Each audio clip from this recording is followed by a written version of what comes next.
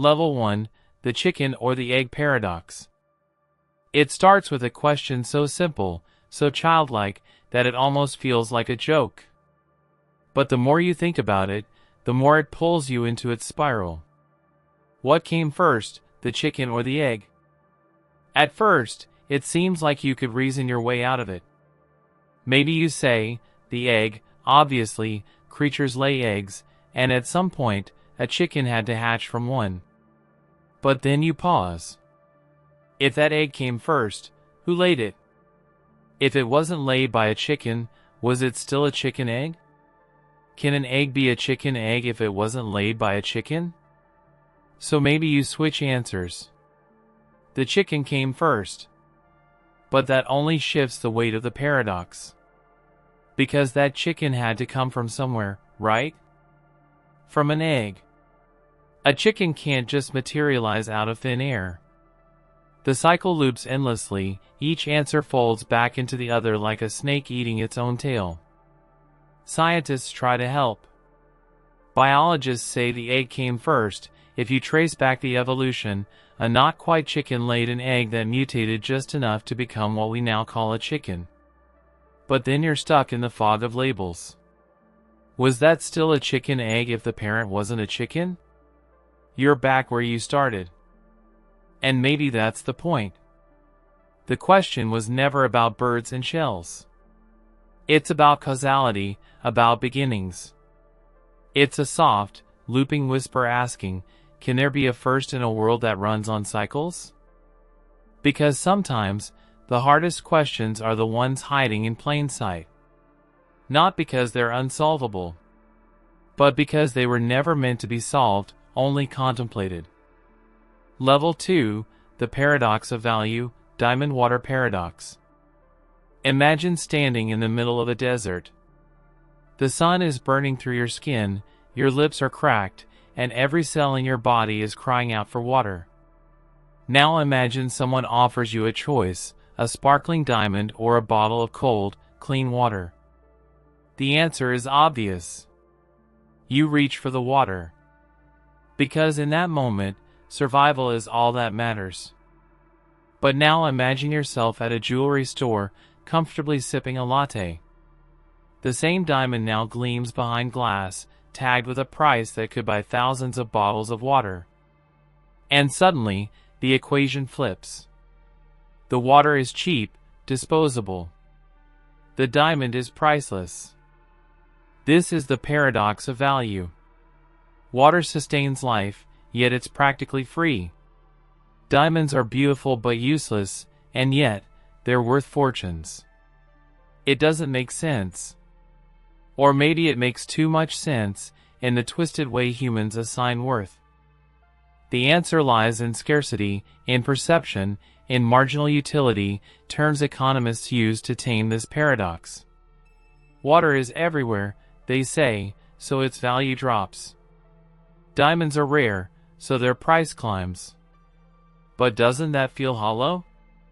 Shouldn't the value of something reflect how deeply we depend on it? And maybe that's what this paradox wants us to see, not just the math of markets, but the blind spots in our priorities. That we live in a world where beauty sometimes outweighs survival, where we chase shine instead of substance. That we could die of thirst while holding a diamond. In the quiet hours, when we're not looking to buy or sell, this paradox asks us, what do you really need? What would you trade everything for? And why are those things often the ones we've learned to take for granted? Level 3, the unstoppable force versus immovable object paradox. Picture a vast, empty space, timeless, silent. Now imagine two cosmic entities slowly approaching one another. One is an unstoppable force, pure momentum, infinite energy, nothing can slow it down. The other is an immovable object, absolute stillness, anchored beyond comprehension. The question is simple, what happens when they meet? Logic begins to tear at the seams. If the force is truly unstoppable, then nothing can stand in its path, not even this so-called immovable object. But if the object is truly immovable, then nothing not even this infinite force, can make it budge. They can't both be real. And yet, the question dares you to imagine that they are. It's a paradox not just of physics, but of definitions. Each idea, unstoppable, immovable, makes sense on its own. But bring them together, and they annihilate each other. The paradox reveals a hidden tension inside language, like two mirrors facing each other, reflecting contradiction into infinity. But the deeper you sit with it, the more it starts to feel less about cosmic collisions and more about the paradoxes within us. What happens when irresistible ambition meets unyielding fear? What happens when unstoppable desire crashes into immovable guilt? Sometimes, we are both the force and the object, always moving, always stuck. Philosophers say it's an impossible scenario, because if one exists, the other cannot.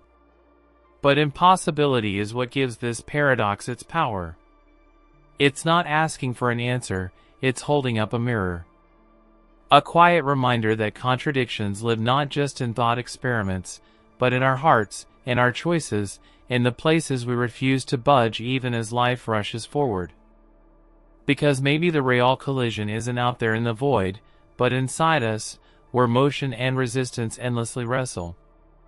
Level 4, Catch-22. You're a soldier at war. Every day, the skies fill with fire and death. You want out. There's one way to escape the madness: claim insanity. If you're declared insane, you won't have to fly. But here's the trap: you have to request it. And by requesting to be grounded, you've proven that you're sane. Only a sane person would want to avoid death. So you keep flying. This is Catch-22, a paradox so perfectly cruel it feels almost poetic. A rule that folds in on itself like a snake eating its tail. You can't leave unless you're crazy. But if you know enough to want out, you're clearly not crazy. You're trapped, not by logic, but by a logic designed to trap. It's the kind of thinking that's quietly baked into everyday life. You need experience to get the job, but you need the job to get experience. You're told to speak your truth, but only if it's convenient. You're free to go, as long as you never try to leave. Catch-22 isn't just a rule, it's a system. A loop made of invisible threads. The more you struggle, the tighter it wraps. And the worst part? The moment you realize it's happening is the moment you become too rational to escape it. But there's something strangely beautiful about this paradox. It exposes the absurdity not just of bureaucracy or war, but of the human condition. We're always trying to reason our way out of unreasonable systems. Always hoping that sanity will save us in a world built on madness. And maybe that's what Catch-22 is really about, not just the trap, but the quiet defiance of knowing you're in one, and flying anyway. Level 5, the paradox of choice. You walk into a store, looking for something simple, maybe a snack, or a pair of socks. But what greets you isn't simplicity. It's a wall of options. 40 flavors. 50 brands. Endless variations. You stand there, frozen, not because there's nothing to choose from, but because there's too much. This is the paradox of choice. The idea that freedom, the kind we celebrate, the kind we crave, can quietly become a burden when it comes in overwhelming doses. We think more options mean more happiness. But the opposite often happens. We hesitate. We doubt. We regret. Because with every new choice, 1,000 roads not taken branch out behind you. Pick chocolate, and you lose vanilla. Choose this career, and another life vanishes. And even if you make a good choice, the ghost of the better one, the perfect one, lingers in the background, whispering, "What if?" Modern life is saturated with options. What to watch? Who to date? Where to go? What to become? But beneath the surface, all that choice starts to feel less like freedom and more like pressure. The pressure to optimize, to never settle, to always wonder if you could have done better. And so we scroll. And we browse. And we loop. Endlessly caught in the hunt for the best, while the good slips quietly through our fingers. But maybe the paradox isn't about choice itself. Maybe it's about what we believe choices will give us. Fulfillment. Clarity. Control. When in truth, the peace we're chasing often comes not from choosing perfectly, but from choosing and then letting go. Sometimes, the most liberating thing is not having every option. It's simply knowing when to stop looking. Level 6, the Abilene Paradox. It starts with a simple suggestion: let's drive to Abilene.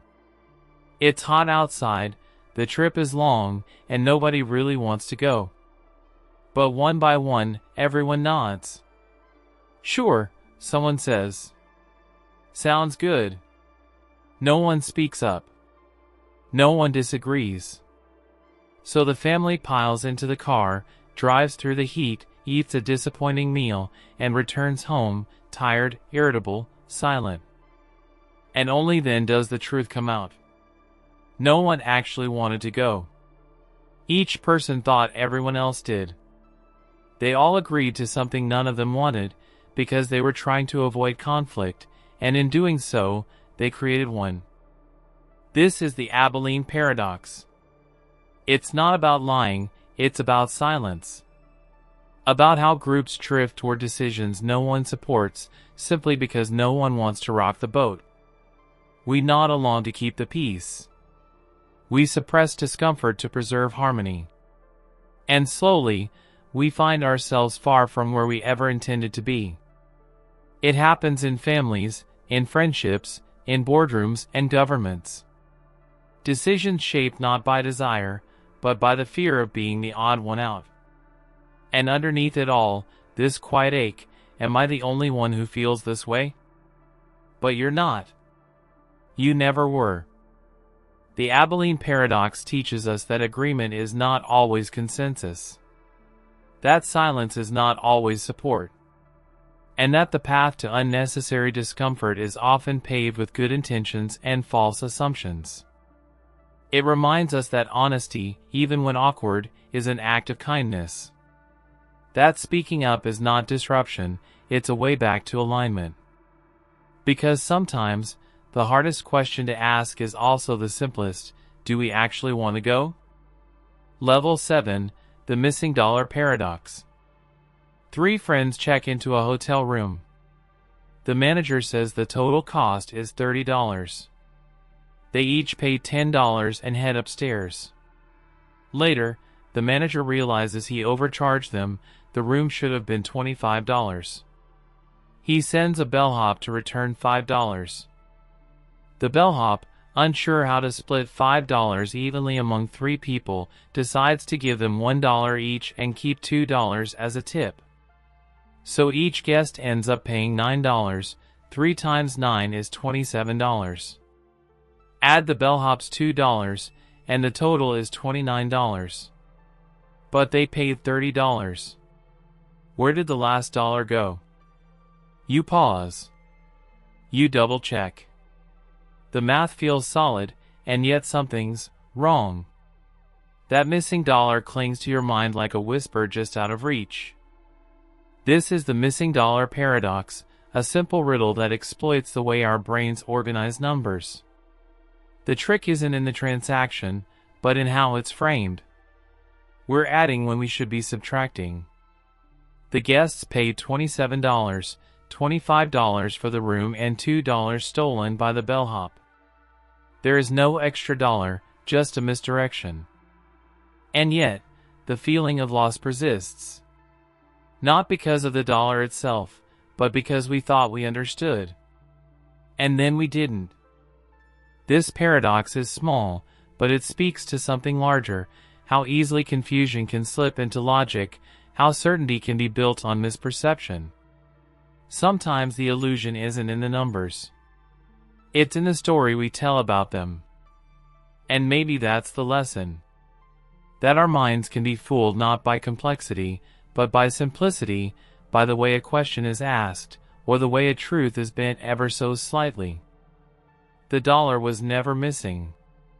But for a moment, it felt like a mystery. And that's all it takes to make your thoughts spiral. Level 8, the liar paradox. This sentence is false. Just 5 words. But when you read them, something shifts. A small crack appears in the surface of certainty. If the sentence is true, then what it says must be correct, which means it's false. But if it's false, then it isn't as it claims, and that makes it true. It loops. Over and over. Truth birthing falsehood, falsehood birthing truth. A perfect, self-sustaining contradiction that collapses the binary we rely on every day. This is the liar paradox, one of the oldest in philosophy. A simple sentence that can't make peace with itself. It doesn't lie the way people do. It lies in a deeper way, in the architecture of language itself. In the very act of trying to define truth. For a moment, it makes everything feel unstable. We're taught that statements are either true or false. That logic is clean, ordered, absolute. But here comes a sentence, a tiny one, that refuses to sit still. And suddenly, the foundation shakes. The liar paradox isn't just a riddle. It's a crack in the mirror. It reveals that some statements don't justify logic, they expose its limits. It whispers that maybe not everything can be labeled or pinned down. That some ideas are alive, folding in on themselves like origami, endlessly. It's unsettling. And beautiful. Because it shows us the edge of understanding. And maybe that's the real truth hiding inside the paradox, that not all truths can be held. Some are meant to be chased in circles. Like a dream you almost understood. Like a thought you nearly caught, before it turned and vanished into itself. Level 9, the Pinocchio paradox. Pinocchio sits quietly, his wooden face painted with innocence. And then he speaks. My nose will grow now. It seems harmless, almost playful. But then the world begins to tilt. Because if he's telling the truth, his nose shouldn't grow. His nose only grows when he lies. But if it doesn't grow, then he must be telling the truth, which means he's lying. But if he's lying, then his nose should grow. And if it does, he was telling the truth. Which makes it false. Which makes it true. Which makes it false again. Round and round it goes. This is the Pinocchio paradox, a fairy tale turned logical landmine.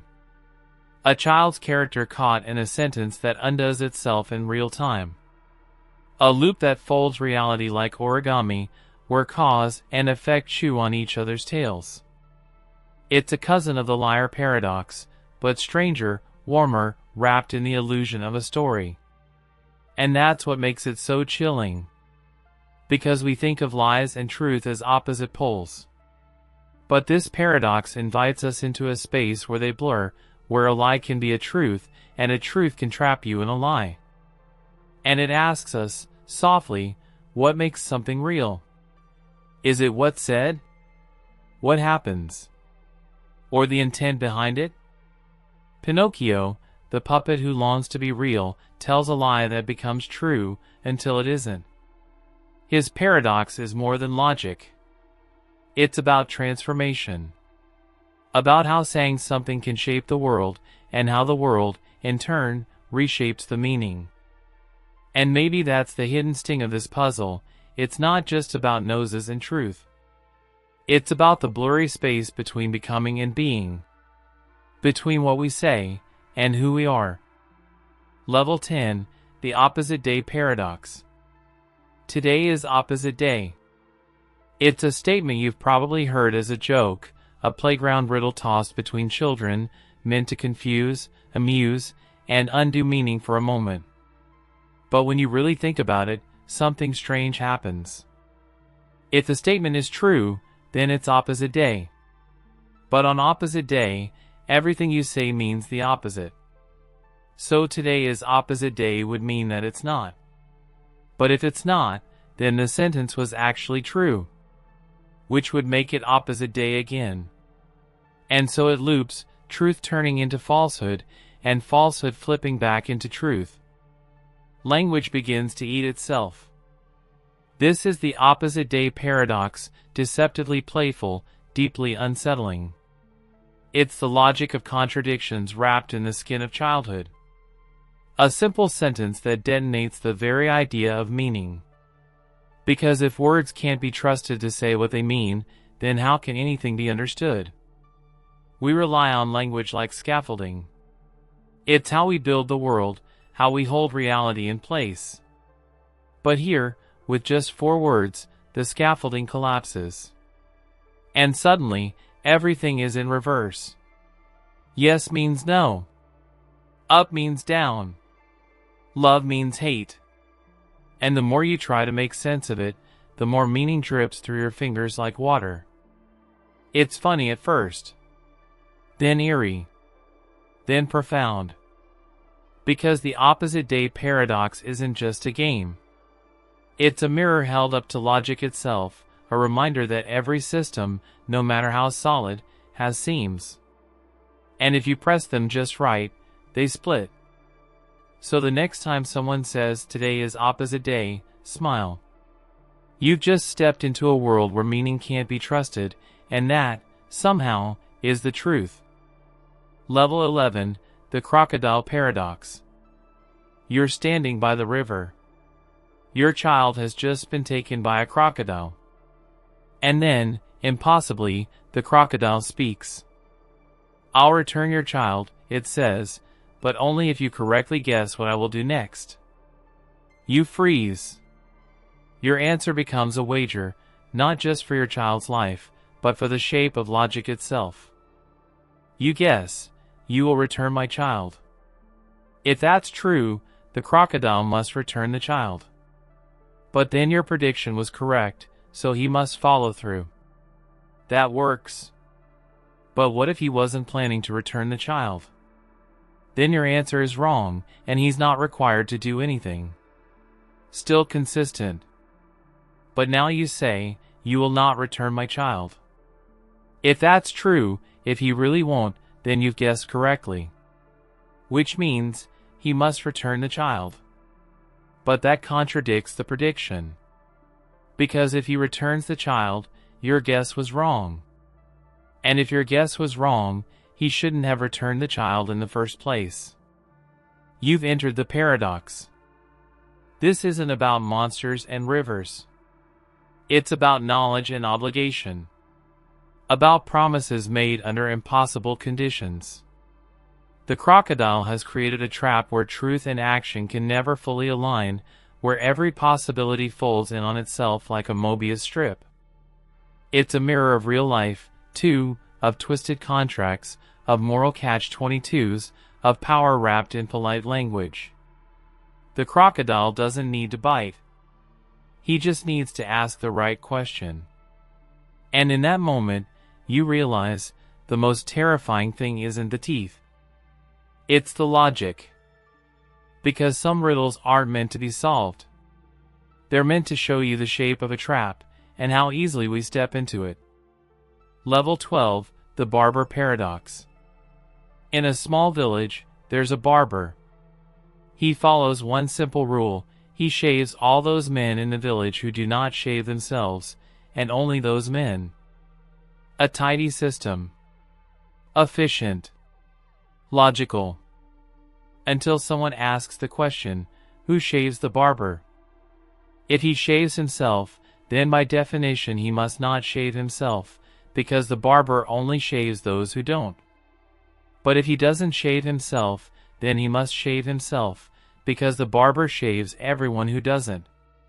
Either way, the rule collapses. This is the barber paradox, deceptively clean, devastatingly sharp. A contradiction born not from chaos, but from clarity pushed too far. It's a special kind of trap, built with perfect logic that quietly implodes the moment you follow it to its edge. It's more than just a riddle. It's a crack in the foundation of systems where rules reference themselves and self-definition becomes a loop. You might think the solution is simple: change the rule. But the point of the paradox isn't to fix it. It's to expose something deeper. That even logic has limits. This paradox is a doorway into the heart of mathematics itself. Bertrand Russell used it to show how Naive set theory, where things can contain themselves or not, falls apart under its own definitions. That some sets simply can't exist, because to define them is to destroy them. And maybe that's the real insight. That not every question has an answer. That some puzzles are broken, they're designed to break you. To remind you that even the most rational structures have seams. And when you pull the wrong thread, they unravel. Level 13, the paradox of hedonism. You want to be happy. So you chase it. You make plans. You set goals. You fill your days with pleasure, good food, good music, good company. You avoid pain. You seek comfort. You follow joy like a compass. But something strange happens. The harder you pursue happiness, the further it seems to drift. Like a mirage in the desert, always shimmering just out of reach. And when you finally catch it, it slips through your fingers. Dissolves into the air. Gone. This is the paradox of hedonism. It says, the more you aim directly at pleasure, the less of it you actually feel. That happiness is not a goal, but a byproduct. Something that arrives when you're focused on something else: meaning, connection, creation, kindness. Imagine smiling because you want to feel happy. Now imagine smiling because you just saw someone else light up with joy. One feels hollow. The other feels real. The difference is direction. Philosophers like John Stuart Mill and psychologists like Viktor Frankl touch the same truth. When you make pleasure the center of your world, it folds in on itself. It becomes a loop. A treadmill. You keep running toward it, but it never stays still.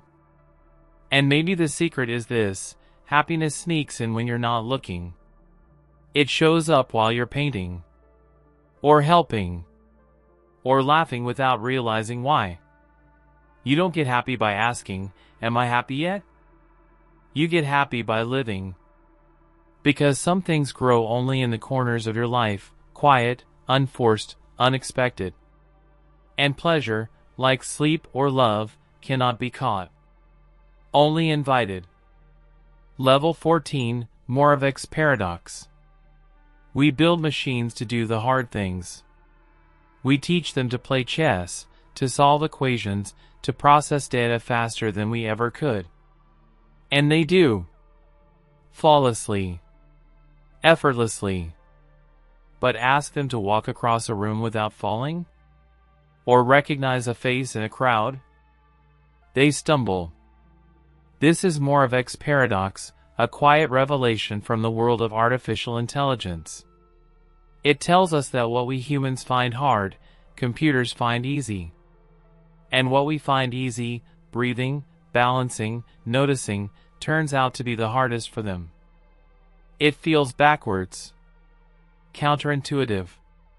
Why is it easier to build a robot that masters calculus than one that climbs stairs? Why can an AI write poetry, but not pour a cup of coffee? The answer lies deep inside us. The skills we take for granted, perception, movement, intuition, are the result of millions of years of evolution. They've been carved into us by survival itself. Our brains process physical reality with ancient, invisible precision. But abstract thinking? That's new. Fragile. Recently built scaffolding on top of an ancient machine. That's why a toddler can grab a spoon more gracefully than the most advanced robot, but couldn't do your taxes. The paradox invites us to reconsider what intelligence really is. It's not just logic or computation. It's sensing, adapting, feeling. It's all the things we don't notice because we've always had them. And maybe that's the lesson. That brilliance doesn't always glow where we expect it. That what seems simple may be the most complex of all. So the next time a machine beats a grandmaster or paints a masterpiece, remember, it still can't tie its shoes. And in that gap, between instinct and code, we glimpse something strangely beautiful. Our own quiet genius. Level 15, the ship of Theseus paradox. Imagine a ship. Every plank, every nail, every sail, over time, is replaced. One by one. Weathered boards swapped for new ones.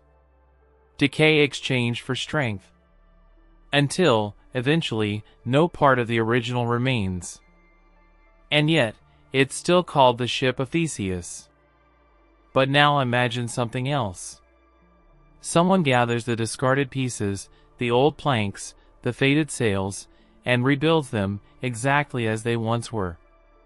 That, too, looks like the ship of Theseus. So which one is real? This is the ship of Theseus paradox, a gentle, haunting question about identity. About whether something is defined by what it's made of, or the form it holds. It asks, when does change stop being growth and become replacement? When does something stop being itself? It's not just about ships. It's about you. You are not who you were 10 years ago. Not a single cell remains unchanged. Your memories have shifted. Your beliefs have evolved.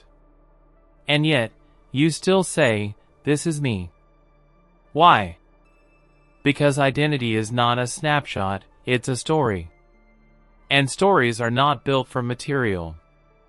They're built from continuity, intention, memory. But the paradox lingers. It whispers, if everything can change, then what is truly you?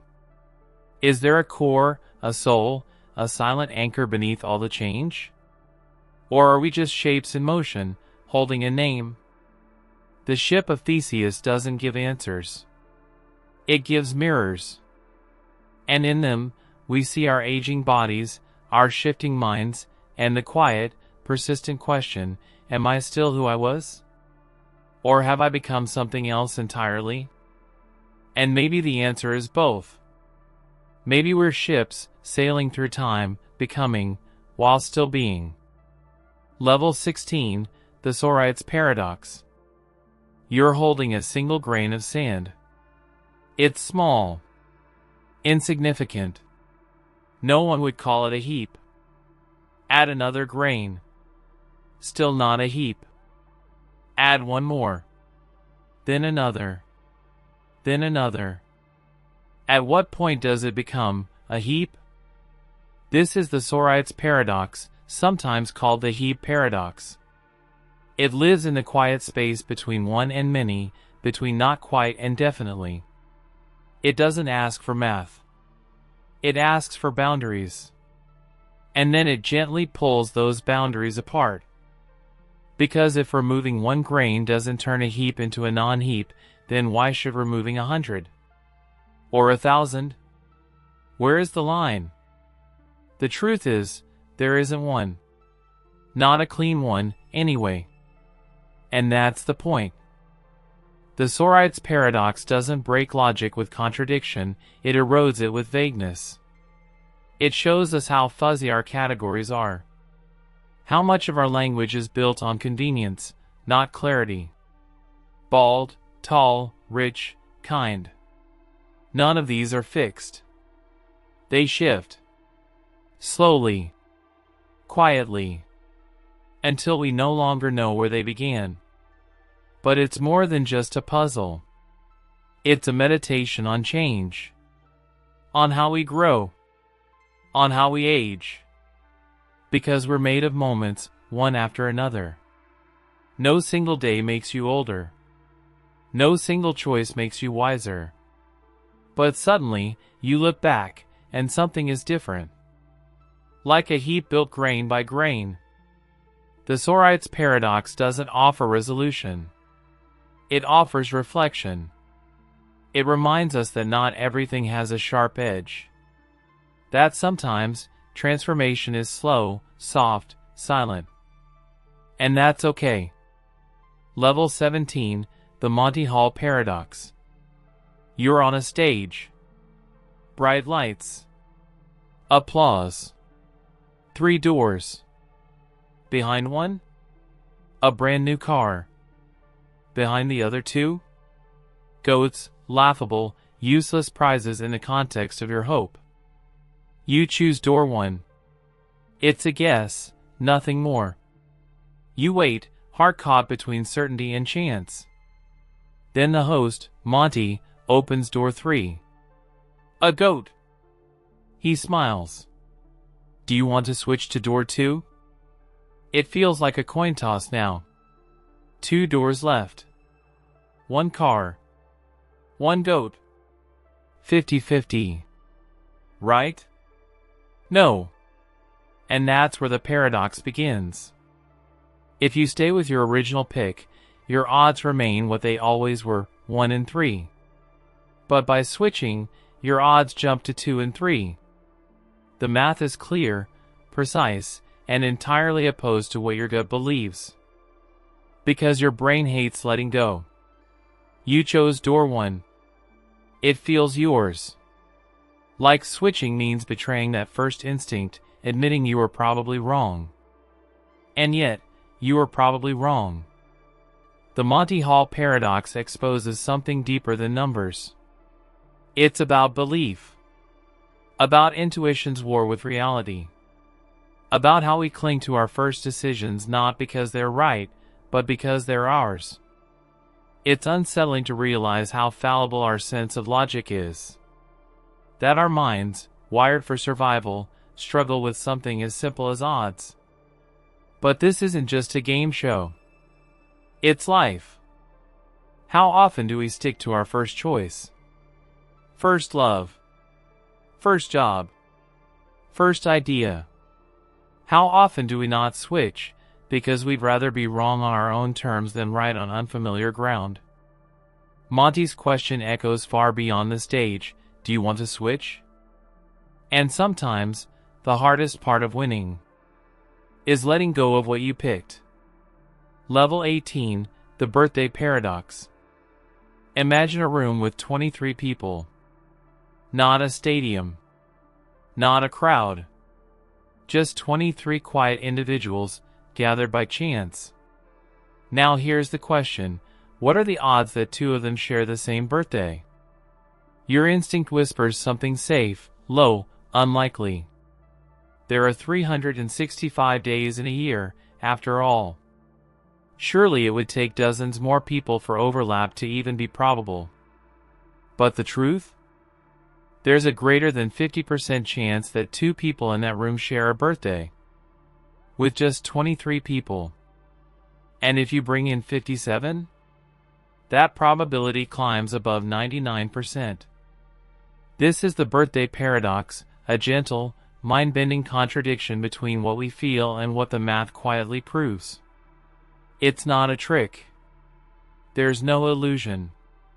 It's just that your brain is wired to think linearly. It considers individual comparisons, not combinations. But the math doesn't think like you do. In a room of 23 people, there aren't just 23 chances for a match. There are 253 unique pairings. Quiet, invisible links between every possible pairing of people. And it's in those countless connections that the odds stack up. Silently. Subtly. Until suddenly, surprisingly, they tip. And maybe that's the real lesson. That reality often hides in the gaps between our expectations. That our instincts, though useful, are built for survival, not precision. And that in a world shaped by probability, certainty is always a little further away than we think. The birthday paradox doesn't just teach you about numbers. It teaches you about humility. That things aren't always what they seem. That intuition is soft, and truth can be quiet. And that sometimes, something as simple as a shared birthday can crack open the way you see the world. Level 19, Simpson's Paradox. Imagine two treatments, A and B. You study them. In every subgroup, men, women, children, treatment A performs better. Clearly, it's the superior choice. But then you look at the combined data. You add it all together. Suddenly, treatment B has the higher success rate. Your eyes narrow. The numbers haven't changed, but the truth has. This is Simpson's paradox. A mathematical twist where the whole tells a different story than the parts. Where the average misleads and intuition collapses under the weight of hidden variables. It doesn't seem fair. If something is better in every category, how can it be worse overall? The answer lies in imbalance. In how data is distributed. Maybe more sick patients ended up in treatment A's group. Or the sample sizes were lopsided. The context, the structure, shifts the meaning. And that's what makes this paradox so haunting. Because it doesn't break the rules. It follows them. Perfectly. It just reveals how the rules can betray you when you don't look closely enough. It's not just a math problem. It's a life problem. Think of studies. Headlines. Decisions. Policies. How often do we trust what's summarized, aggregated, simplified? How often do we miss the truth hiding in the cracks? Simpson's paradox whispers that data doesn't always tell the story you think it does. That numbers can be honest and misleading at the same time. That perspective shapes reality. And maybe the most dangerous thing isn't being wrong, it's being confident and wrong. Because when the truth hides in the details, what you think you know might only be a shadow. A mirror turned at just the wrong angle. Level 20, the two envelopes paradox. Two envelopes sit on a table. You're told one of them contains twice as much money as the other. You pick one at random. Call it envelope A. You don't open it. Not yet. You start to think. If envelope A has, say, $100, then the other must have either $50 or $200, right? A 50-50 chance. You calculate. If you switch and get $200, you've gained $100. If you switch and get $50, you've only lost $50. That's a gain-to-loss ratio of 2 to 1. Seems worth it to switch. So, you do. But then you think the same thing again. What if this envelope is the smaller one? Shouldn't you switch again? And suddenly, you're stuck in an endless loop. A spiral of second-guessing. You switch. Then switch back. Then switch again. Because the logic keeps telling you, you should. This is the two envelopes paradox. It's not about money. It's about expectation. About how reasoning, flawed just slightly, can lead you into a trap that feels airtight. Mathematically sound, emotionally compelling, and completely broken. The trick lies in how you assign probabilities. The moment you treat both outcomes as equally likely without considering the actual distribution, the logic unravels. But it unravels so subtly that most people never notice. And maybe that's the deeper paradox, the illusion of rationality. How easy it is to build a perfect-seeming argument on a faulty foundation. How belief, dressed in numbers, can still mislead. You sit at the table, envelopes before you. The money doesn't matter anymore. Because what you're really holding isn't a choice, it's a mirror. And it reflects the quiet terror of not knowing when to stop thinking. Level 21, Newcomb's Paradox. You stand before two boxes. Box A is transparent. Inside, exactly $1,000. Box B is opaque. It might contain $1,000,000, or it might be empty. You can choose to take only box B, or take both boxes. But here's the twist. Before you made your choice, a highly intelligent predictor, a being that's never wrong, already predicted what you would do. If it predicted you'd take both boxes, it left box B empty. But if it predicted you'd take only box B, it placed $1 million inside.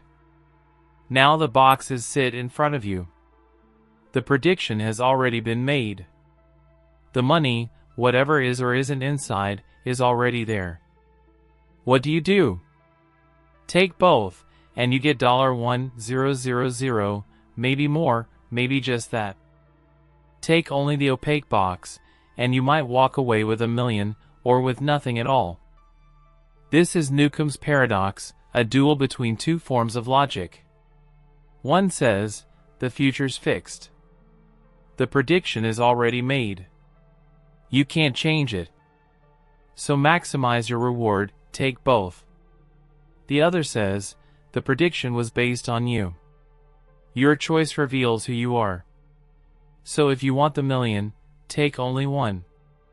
The paradox splits you. Between trust and strategy. Between causality and backward reasoning. Between the belief that you are free and the suspicion that you're already known. It's not just about money. It's about identity. About whether your future is shaped by choice, or whether choice is just the illusion that makes destiny feel fair. Because standing in front of those boxes, you're not really choosing between cash. You're choosing between worlds. Level 22, the voting paradox, Condorcet's paradox. Imagine an election with 3 candidates, A, B, and C. You ask the voters to rank them. One group prefers A over B over C. Another prefers B over C over A. A third prefers C over A over B. So, who wins? Well, A is preferred over B by 2 out of 3 groups. So A beats B. B is preferred over C by 2 out of 3. So B beats C. But then, C is preferred over A by 2 out of 3. And now everything breaks. A beats B. B beats C. C beats A. Round and round. No clear winner. No majority that makes sense. This is Condorcet's paradox, also known as the voting paradox.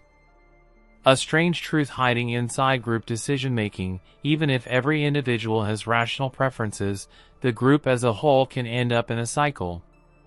A loop of preference with no exit. It's a democracy that defeats itself. The paradox doesn't just live in voting booths. It haunts juries, boards, political coalitions.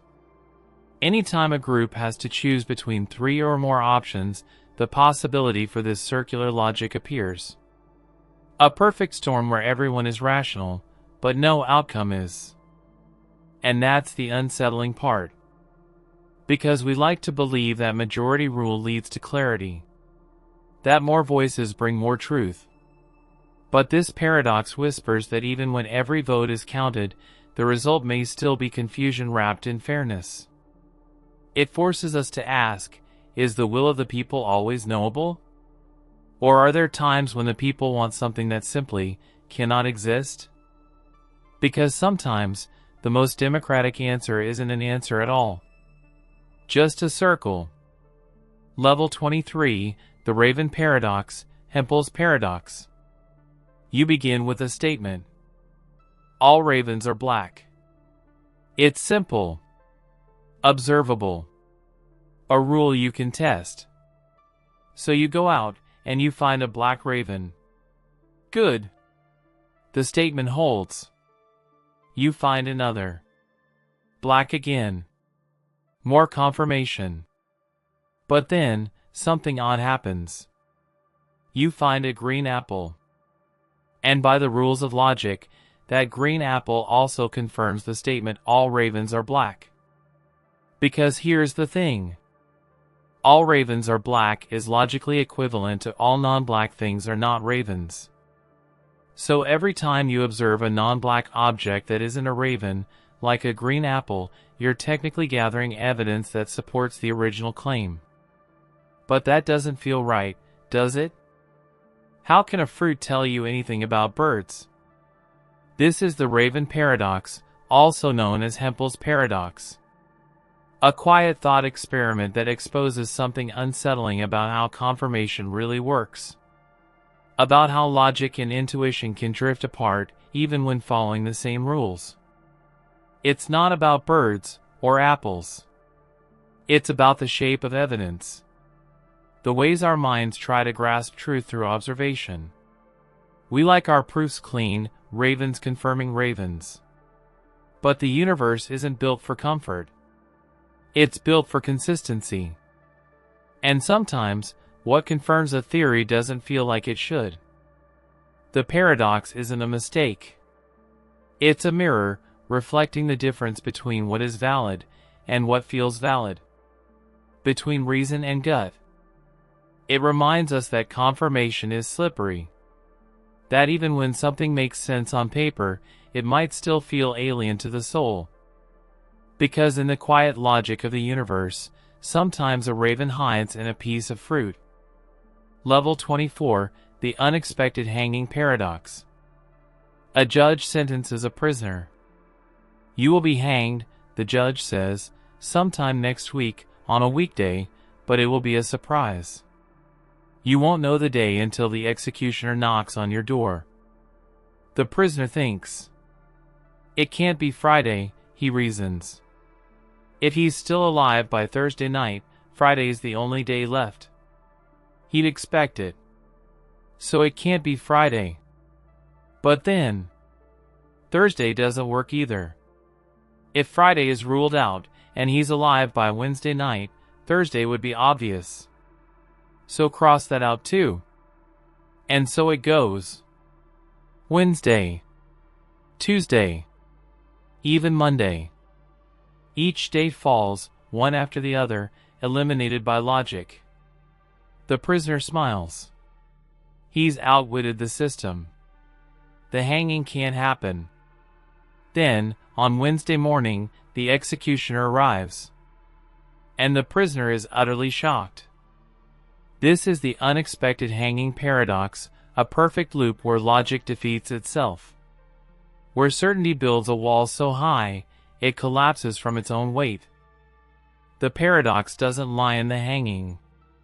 It lies in expectation. In how knowing something is supposed to be a surprise makes it impossible to expect, and yet, the surprise still arrives. It's a contradiction born from reasoning too far.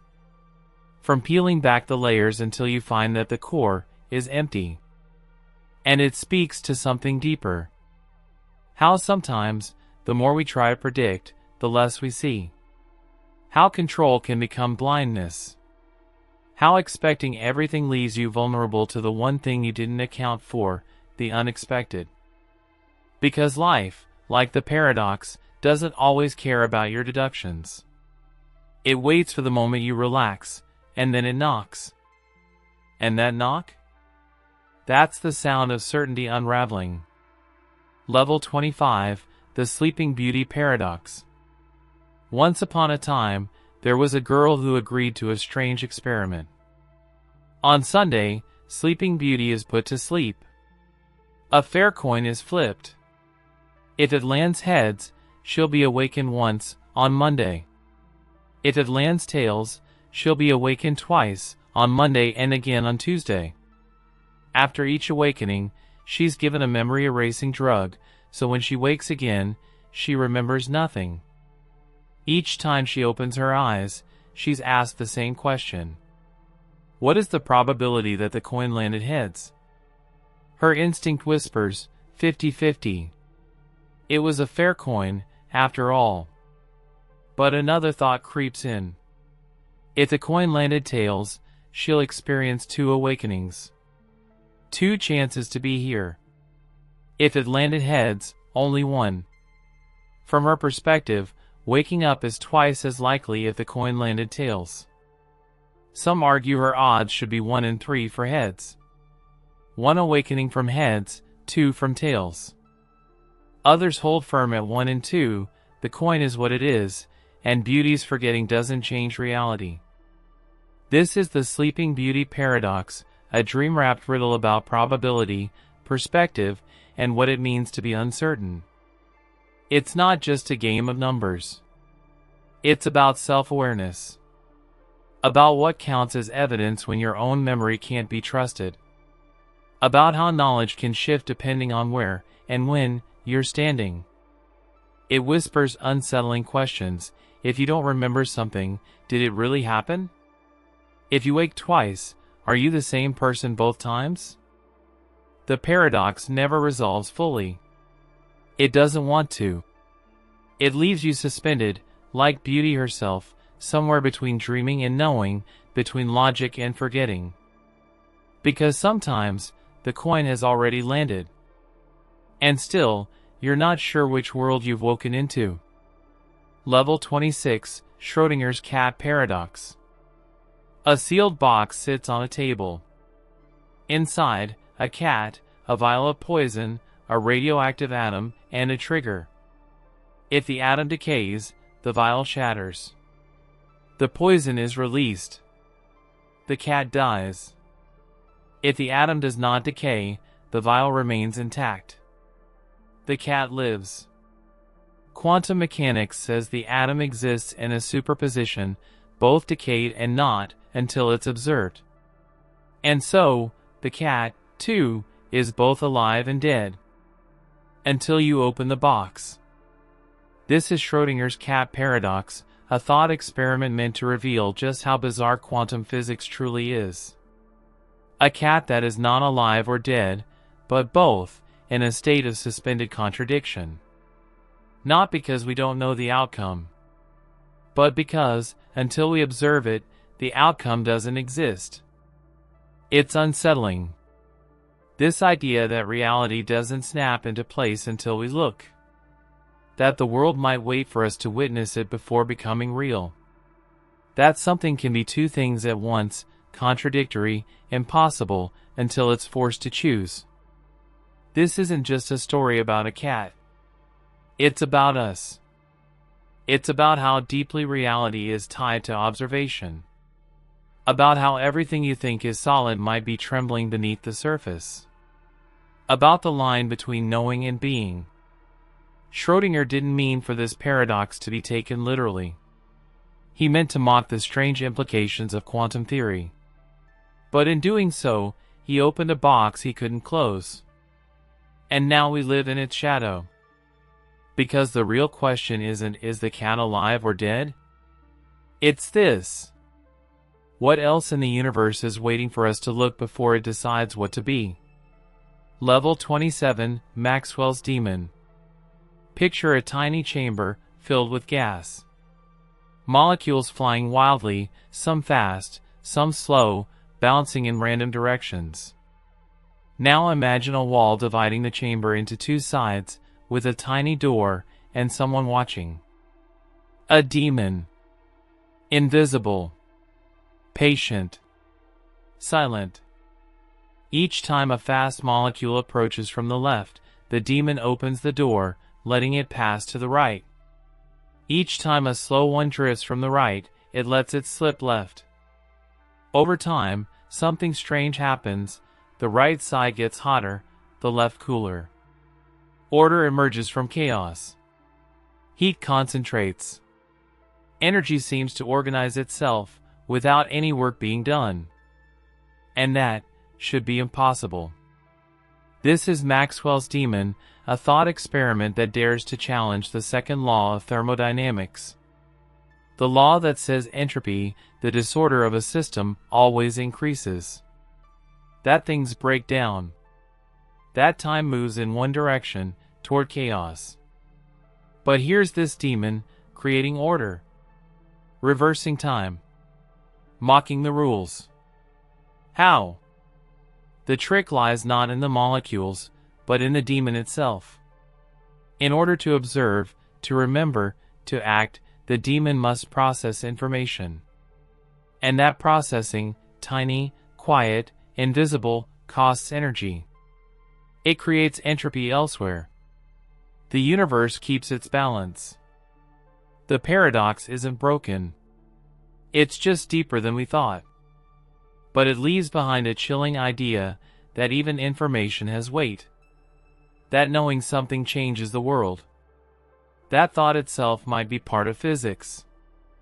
And maybe that's the real demon, not a creature at the door, but the realization that understanding carries consequence. That intelligence can tilt the scales. That to watch is to alter. And so Maxwell's demon lingers, not in labs, but in minds, whispering that knowledge is never free. Level 28, the Twin Paradox. Two twins stand on Earth. One boards a spaceship and launches into space at near light speed. The other stays behind, grounded in the rhythm of clocks and sunrises. Years pass, on Earth and in motion. Eventually, the traveler returns. But something's wrong. The twin who stayed has aged decades, wrinkled, withered, while the one who left? Barely changed. Still young. Still tethered to the time they once shared. This is the twin paradox, a strange consequence of Einstein's theory of relativity. Time doesn't flow the same for everyone. It bends. It stretches. It slows down when you move faster. And for the traveling twin, moving near the speed of light, time flowed slower. From the Earth twin's perspective, the traveler's clock ticked slower. But from the traveler's view, Earth was the one speeding through space. Shouldn't time have slowed there? Here's the twist. The symmetry is broken when the traveler turns around, changing direction, accelerating. That shift creates a difference. And that difference stretches into years. And just like that, they're no longer the same age. It sounds impossible. But it's real. We've tested it with atomic clocks on airplanes, with particles in labs. Time, it turns out, is not fixed. It's not absolute. It's personal. The paradox isn't just scientific, it's emotional. It speaks to the strange loneliness of moving forward when others don't. To the ache of return. To the way time can stretch between two people like a distance too vast to cross. Because in the end, the twin paradox isn't just about physics. It's about what happens when you come back home. And time has moved on without you. Level 29, the Grandfather Paradox. Imagine you discover a way to travel through time. You step backward, into the past, long before you were born. You find your grandfather. Young. Unaware. Vulnerable. And then, you pull the trigger. Maybe it's an accident. Maybe it's intentional. But either way, he dies before he ever has children. Before your parent is born. Before you're born. And suddenly, the timeline buckles. Because if he died, then you were never born. Which means you never existed. Which means you couldn't have gone back in time. Which means your grandfather wasn't killed. Which means you were born. Which means you go back and do it again. Loop. This is the grandfather paradox, time travel's most infamous knot. A causality loop so twisted it defies coherence. It's not just a contradiction, it's a question that physics still stares at with uncertainty. Can the past be changed? Or is time a river that resists interference? If you try to alter it, does it push back? Reroute? Collapse? Some theories suggest paradoxes like this can't happen, won't happen. That the universe prevents them through something called the Novikov self-consistency principle. Events will always align. You can travel back, but you'll fail. The gun will jam. You'll miss.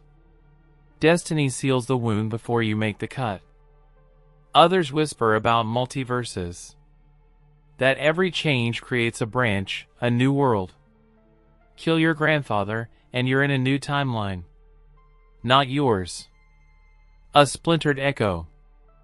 But no one really knows. Because the grandfather paradox doesn't just bend time, it bends meaning.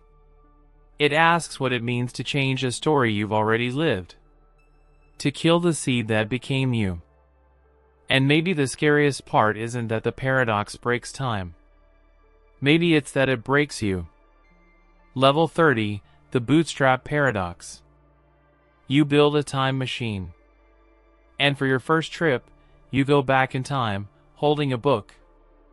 You find a young writer, sitting in the dim glow of a candle, struggling with ideas. You hand him the book, his name already printed on the cover. He copies it, publishes it, becomes famous for it. Years later, you grow up reading that same book, inspired by it, until one day, you travel back and give it to him. But then, where did the book come from? This is the bootstrap paradox, a time loop where information, or an object, has no origin. It exists, but was never created. It's passed from future to past, and back again, endlessly. Like a circle that draws itself. It seems harmless at first. A neat trick. But then the implications start to uncoil. If no one ever wrote the book, if it simply loops, can it be said to exist in any meaningful way? Is it real, or just a shadow of time feeding on itself? The paradox gets its name from the phrase, pulling yourself up by your bootstraps, an impossible act, like lifting yourself off the ground with your own hands. Causality, twisted into a pretzel. And it's not just fiction. Physics entertains the idea, too. Objects or particles trapped in closed time-like curves. Causal loops permitted by certain solutions in general relativity. But logic stares back, unblinking. If something has no origin, is it created at all? Or is it simply there? The bootstrap paradox doesn't just bend time. It erases the beginning. And maybe that's the scariest thing of all, not that something could end, but that it never truly began. Level 31, the predestination paradox. You travel back in time to stop a disaster. Maybe it's a fire, a war, a murder. You arrive, determined. You interfere. You push events in a new direction. But something goes wrong. Something small. Something you couldn't have predicted. And your actions become the very cause of the thing you were trying to prevent. This is the predestination paradox. A loop where time bends, not because of random chance, but because of purpose. Where cause and effect no longer follow a straight line, but wrap around, linking hands like dancers in a circle. The tragedy? You're not just caught in the loop. You complete it. Everything you do is what always happened. Your attempt to escape fate only seals it tighter. You don't change the timeline, you fulfill it.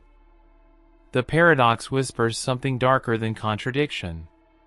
It whispers about destiny, about inevitability, about whether choice really exists at all. Because if your actions in the past were always part of history, were you ever free? In science fiction, this paradox is everywhere, heroes becoming villains, saviors becoming causes. But it's more than a narrative device. It's a meditation on time, and guilt, and the weight of knowing too much too late. And maybe that's what makes the predestination paradox so unsettling. Not that time won't let you change things, but that it needs you to try. Because without your attempt, without your heartbreak and your hope, the loop would never begin. You are not just a character in the story. You are the story. Level 32, Polchinski's Paradox. Imagine a billiard ball rolling toward a wormhole. This wormhole doesn't just take it somewhere else in space, it takes it back in time. The ball rolls in, vanishes, and emerges in the past. But here's the twist. As it exits the wormhole, it collides with its past self, knocking it off course, just enough so that it never enters the wormhole in the first place. And yet, if it never enters the wormhole, it can't come out and collide with itself. But if it doesn't collide with itself, it goes in. And if it goes in, it comes out. Loop. This is Polchinski's paradox, a thought experiment that throws a wrench into time travel and physics at the same time.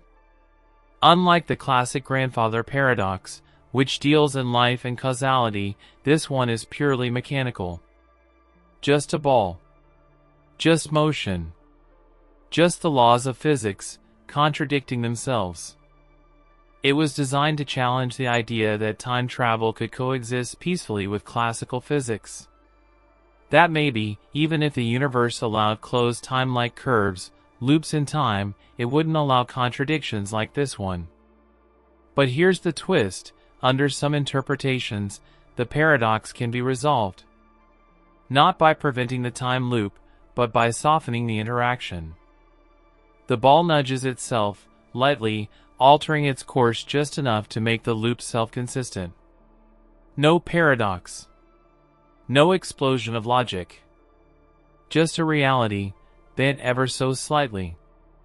And maybe that's the quiet message hidden inside Polchinski's paradox. The universe doesn't always break when faced with contradiction. Sometimes it bends. Sometimes it flexes. Sometimes, it finds a way to let the ball hit itself just right. Level 33, the Fermi Paradox. The universe is enormous. Billions of galaxies. Each with billions of stars. Around those stars, trillions of planets. Many, like Earth. Some older. Some younger. Statistically speaking, life should be everywhere. So where is everybody? That's the Fermi Paradox. A question posed not by a philosopher, but by a physicist, Enrico Fermi, during an ordinary lunch.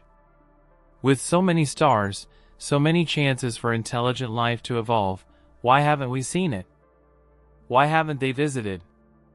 Why does the night sky remain so utterly, terrifyingly quiet? There are answers. Or at least, theories. Maybe intelligent life is rare. Maybe civilizations destroy themselves before they can reach out. Maybe they're hiding. Maybe they've already been here. Or maybe we're so primitive, so new, that we're not even worth noticing. Each answer opens another door, and behind it, something unsettling. What if we are the first? What if we are the last? What if the silence isn't absence, but avoidance? The Fermi Paradox isn't just a scientific puzzle, it's existential. It turns the stars into mirrors. It forces us to wonder whether we're truly alone, or simply unaware. And maybe the quiet itself is the message. A warning. A whisper across time. This is what happens when you grow too fast. Or maybe, we're just early. Still blinking into the vastness, still listening to static, waiting for a signal that will rewrite everything. Until then, we look up. We wonder. And in the silence between stars, we find a paradox not of numbers, but of longing. A question that begins not with science, but with loneliness. Level 34, Olber's Paradox. Look up at the night sky. It's dark. Infinite. Spotted with stars, yes, but mostly, it's a vast canvas of black. And that, strangely, is a paradox. Because if the universe is infinite, and filled with stars, then every line of sight should eventually land on one. The sky, logically, should blaze with light. As bright as the surface of the sun, in every direction. But it doesn't. This is Olber's paradox, a cosmic contradiction between the logic of infinity and the silence of darkness. It seems simple, even childish at first. But sit with it. Let it settle. Because in a truly eternal, unchanging universe, the night sky should be glowing. No shadows. No rest. Just light upon light, overlapping, endless. And yet, it's dark. The answer doesn't lie in the stars, but in time itself. The universe isn't eternal. It had a beginning. A moment of ignition, the Big Bang. And light, as fast as it is, has only had so long to travel. Most of the stars? Their light hasn't reached us yet. Some never will. Others have already burned out. And the universe is expanding. Galaxies stretch away so fast, their light redshifts into invisibility, fading into the microwave background, into silence. So the darkness you see is an absence. Its limit. It's the edge of what can be known. Olber's paradox whispers a strange truth: the night isn't empty. It's full of stars we'll never see. Full of ancient fires whose light is still on its way, or lost forever to distance and time. And maybe that's what makes the darkness so profound. It's not what's missing. It's what's still coming. Level 35, the Black Hole Information Paradox. Imagine a star collapsing. Its gravity crushes inward, folding space into itself, creating something so dense, so unforgiving, that not even light can escape. A black hole. A one-way gate into silence. Everything it consumes, light, matter, knowledge, is lost behind its event horizon. Gone from the universe. But here's the problem. Quantum mechanics tells us something different. That information can't be destroyed. Not truly. Not ever. Every interaction, every particle, every bit of data must be preserved, somehow, somewhere. The universe keeps the receipts. And so, the paradox begins. Black holes, according to general relativity, erase information. But quantum theory says that can't happen. Two laws of physics. Both unbreakable. Both in conflict. What happens to the information that falls in? Is it smeared on the surface of the event horizon? Is it encoded in the Hawking radiation slowly evaporating from the black hole's edge? Or is it truly lost? Stephen Hawking once believed the loss was real, then later reversed course.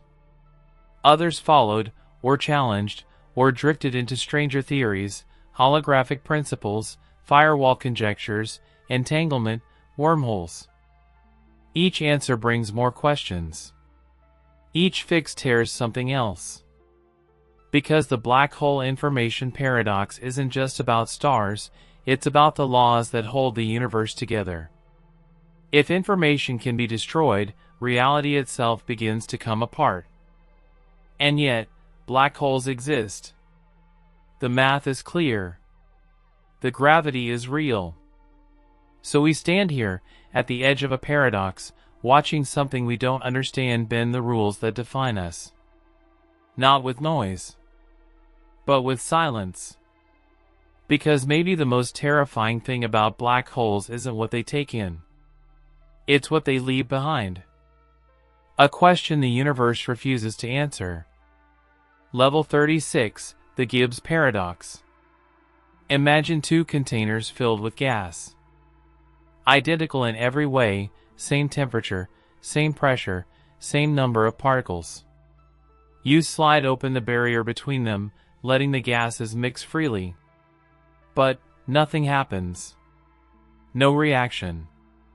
No observable change.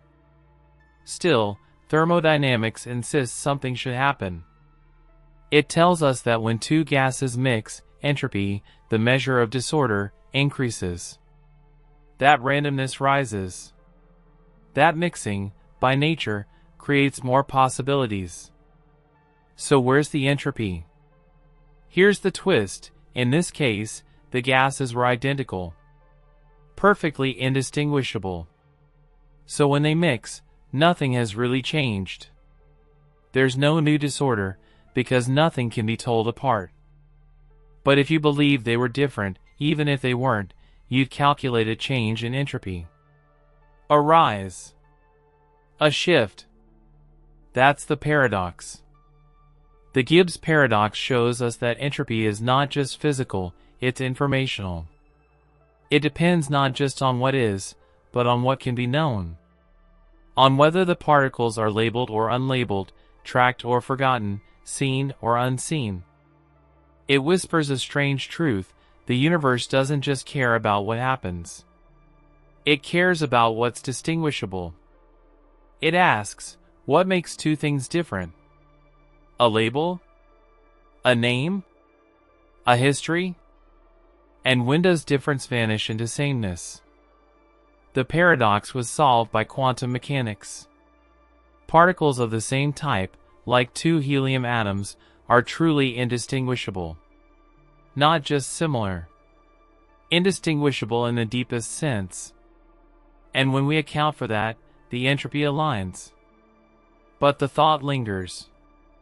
That identity, in the end, may not be about what something is, but whether we can tell it apart. And that sometimes, the universe doesn't change when it mixes. Because everything it mixed was always the same. Level 37, Loschmidt's paradox. Entropy rises. That's what we're told. That's what we see. Heat spreads. Order decays. Ice melts, smoke disperses, stars burn out. Time moves forward, not because clocks tick, but because disorder increases. This is the arrow of time. But then, someone asked a question. Ludwig Boltzmann had described entropy beautifully, statistically, how systems evolve from order to disorder because disorder is overwhelmingly more likely. But his colleague, Joseph Loschmidt, raised a quiet hand. If all the microscopic laws of physics are reversible, he said, then why isn't entropy? Why can't the smoke go back into the match? Why can't the spilled wine leap back into the glass? Why, if time is just another dimension, can't it run backward? That's the paradox. Loschmidt's paradox. It points at the uncomfortable truth that every microscopic event, every atom bouncing, every collision, every force is perfectly symmetric in time. Run the equations backward, and they still work. Physics doesn't care about direction. And yet, our lives do. Eggs don't uncrack. Ashes don't unburn. Memories don't unform. So where does the arrow come from? Some say it's in the initial conditions, that the universe began in an incredibly low entropy state, and ever since, it's been unwinding. Some say it's perception, our brains wired to remember the past, not the future. But no one is entirely sure. Loschmidt's paradox doesn't break physics. It reveals a ghost inside it, a tension between law and experience. Between what is possible and what is real. Because time, it turns out, may not be moving. We are. And maybe the universe isn't falling apart at all. Maybe it's just returning to the most likely version of itself. Level 38, the quantum Zeno paradox. Imagine watching a kettle. You stare at it, unblinking, waiting for it to boil. It doesn't. Not because of the stove, but because of you. This is the essence of the quantum Zeno paradox, named after the ancient philosopher Zeno, who once argued that an arrow in flight is never actually moving in any single moment. Now, centuries later, quantum physics gives his idea a new, eerie twist. In quantum mechanics, particles exist in uncertain states. They don't have fixed properties until they're measured. They evolve, drifting between possibilities. But here's the strange part. If you observe a quantum system constantly, over and over, you can freeze its evolution, halt its decay, lock it in place. The very act of observation interferes with change, like checking on a dream so frequently that it forgets how to become real. They call it the quantum Zeno effect, named half-jokingly after the old proverb, "A watched pot never boils." But here, it's not metaphor. It's math.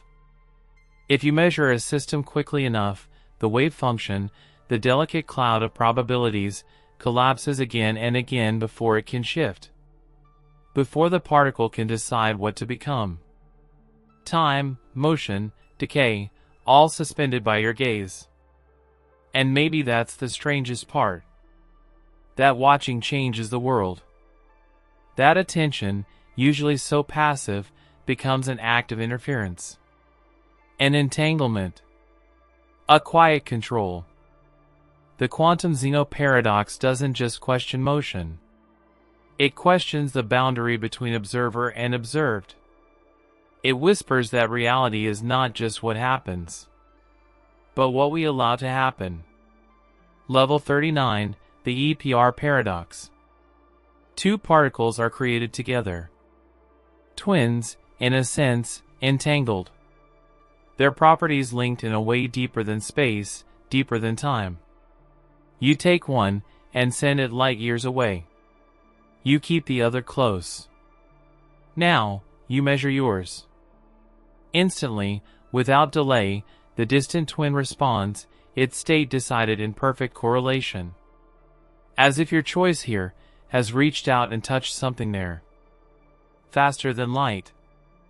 This is the EPR paradox, named after Einstein, Podolsky, and Rosen, who proposed it in 1935 to point out something strange. Maybe even broken. They called it spooky action at a distance. And Einstein hated it, because it defied locality, defied logic. It made the universe feel too connected. Quantum mechanics predicted it.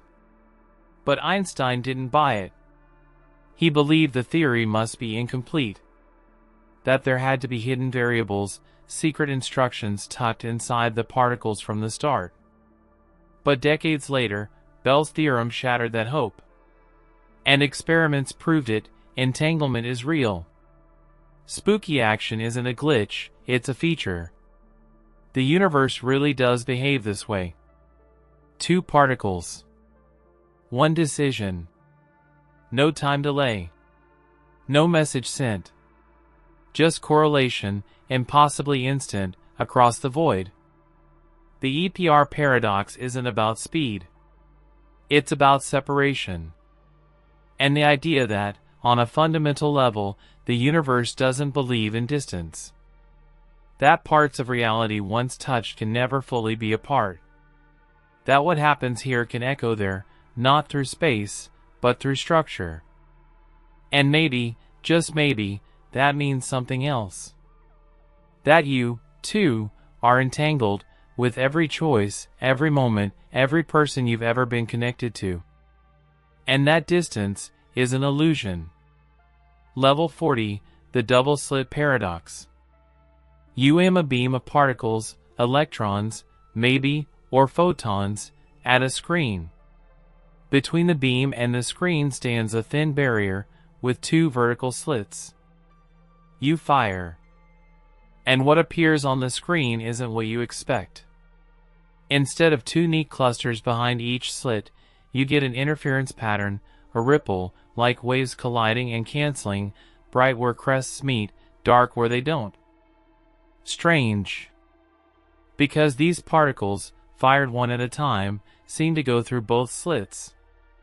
They interfere with themselves.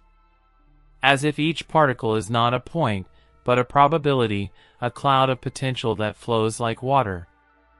Then you try something else. You place a detector near the slits to observe which path the particle takes.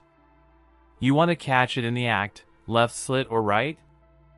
And suddenly, the interference pattern disappears.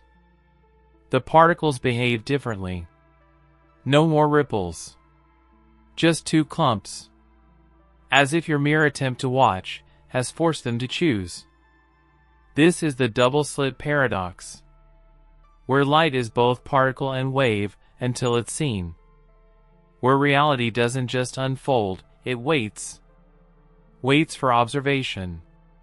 Waits for your question before offering its answer. And in that hesitation, something terrifying blooms. That the universe is not made of things, but of possibilities. And that those possibilities collapse not from time or cause, but from consciousness. This paradox doesn't just bend logic. It bends identity. What is a particle? What is an observer? What is real when everything behaves differently the moment you look? The double-slit paradox doesn't ask for understanding. It demands humility. Because beneath every answer lies another slit. And behind every slit, another version of the world that might have been. Level 41, the St. Petersburg Paradox. You're offered a simple game. A fair coin will be flipped until it lands on heads. The pot starts at $2, and with every tails, it doubles. $2, $4, $8, $16. The game ends when the first heads appears. You win whatever is in the pot. Now someone asks, how much would you pay to play? You pause. It's luck, yes, but the payout grows fast. Mathematically, you calculate the expected value. 1/2 chance of $2 equals $1. 1/4 chance of $4 equals $1. 1/8 chance of $8 equals $1. And so on. The sum is infinite. Infinite. In theory, you should be willing to pay any amount, $10, 1,000, a billion, to play this game. Because the expected value is unbounded. And yet, would you?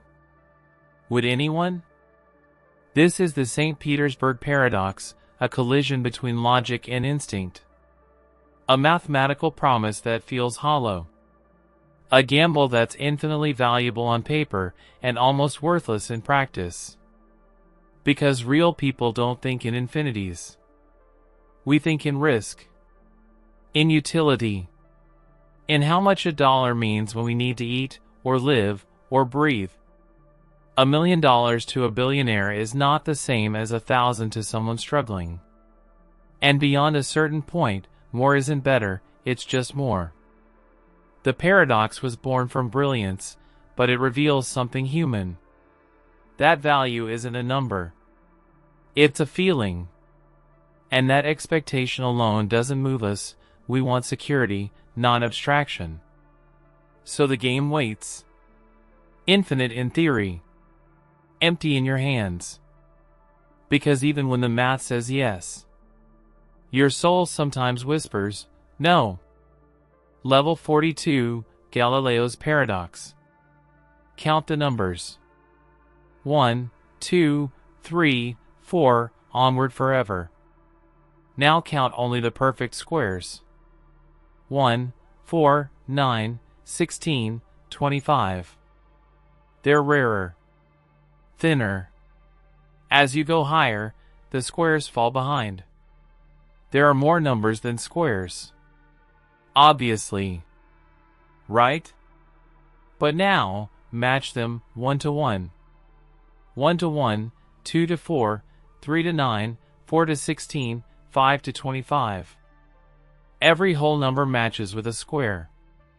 No one left out.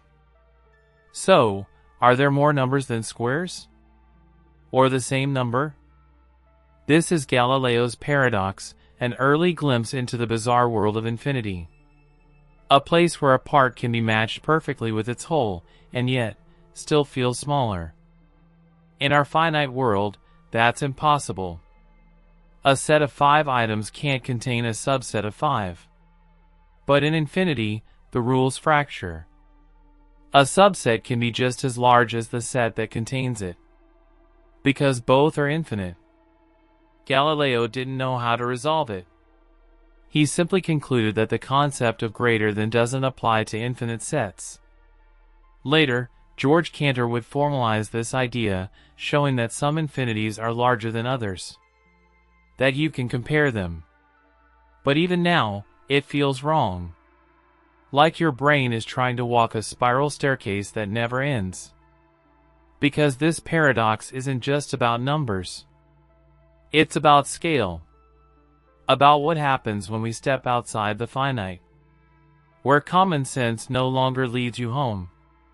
Where logic feels like illusion, and illusion wears a mathematician's smile.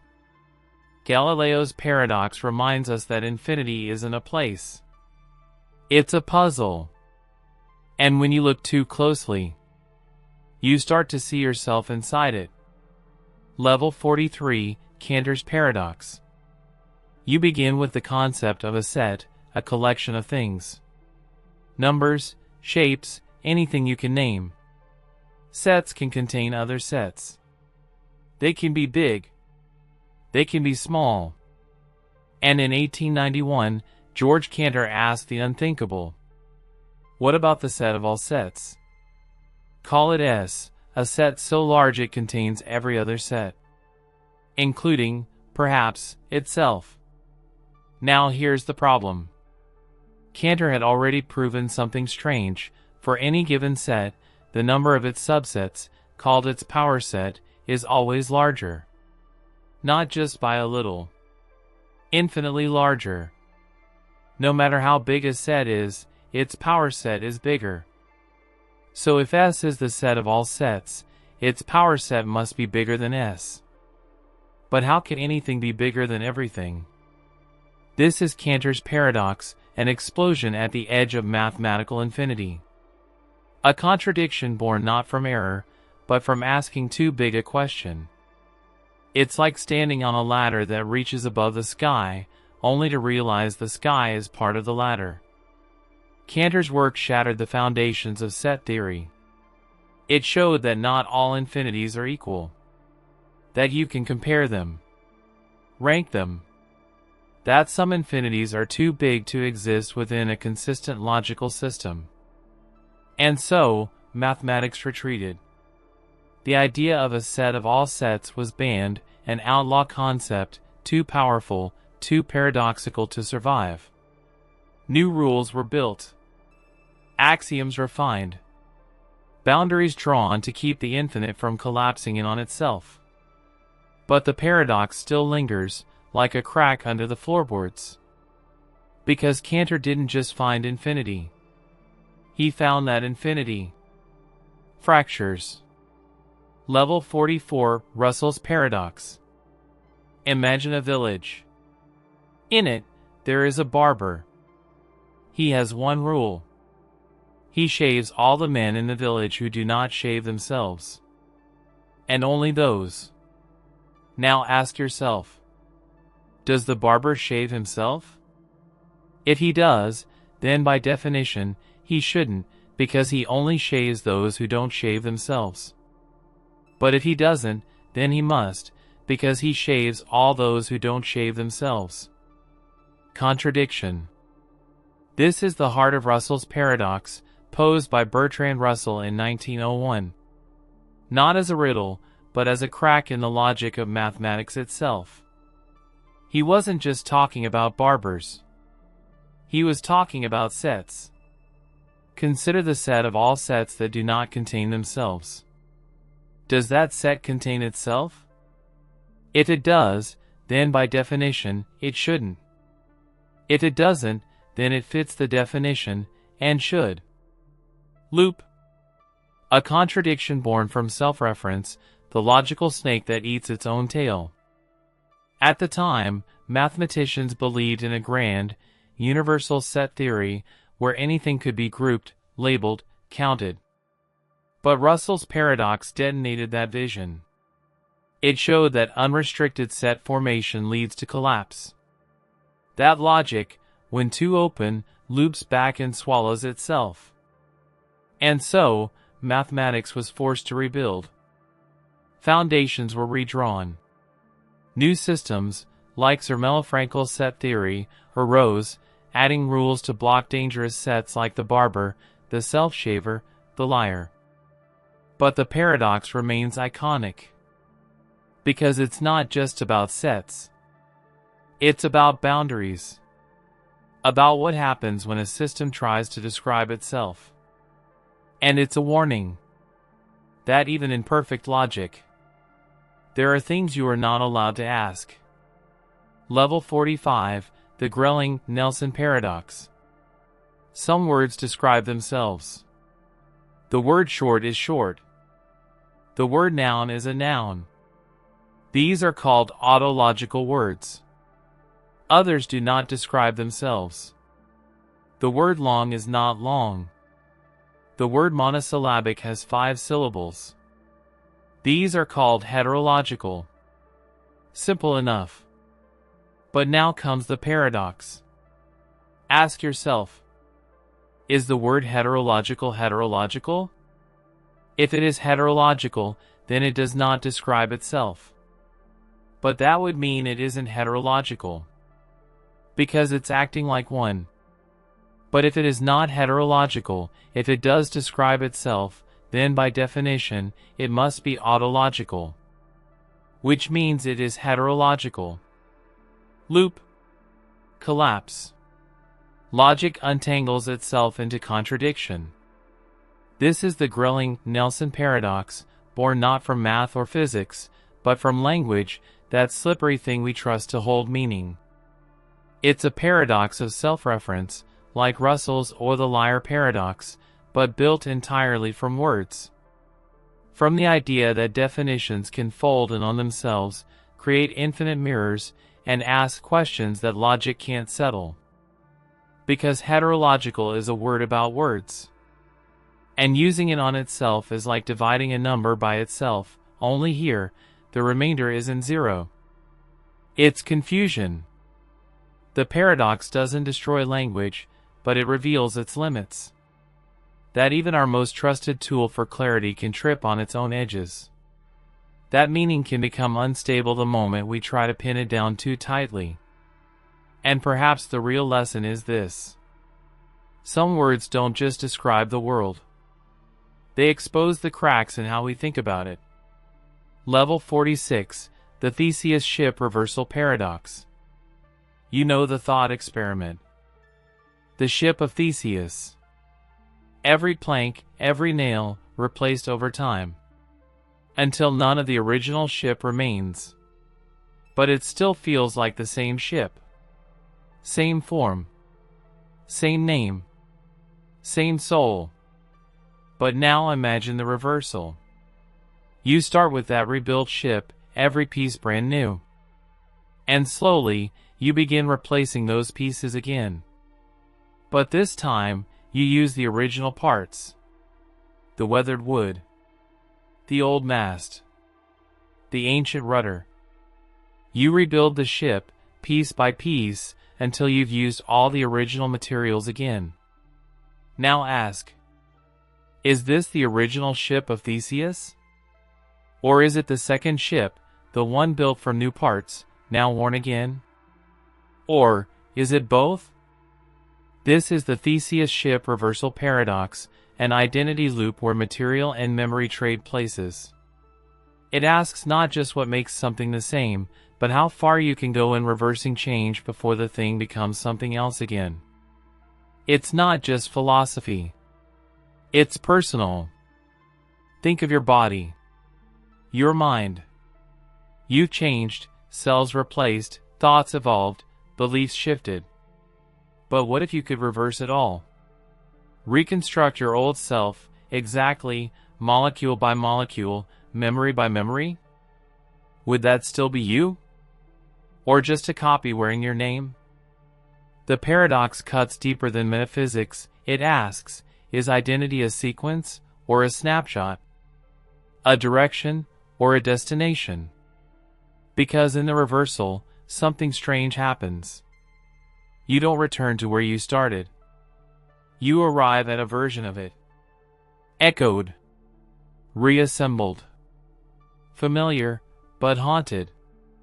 And maybe identity isn't what stays the same. Maybe it's what holds through the change. Level 47, the paradox of analysis. You try to define a concept clearly, precisely, without ambiguity.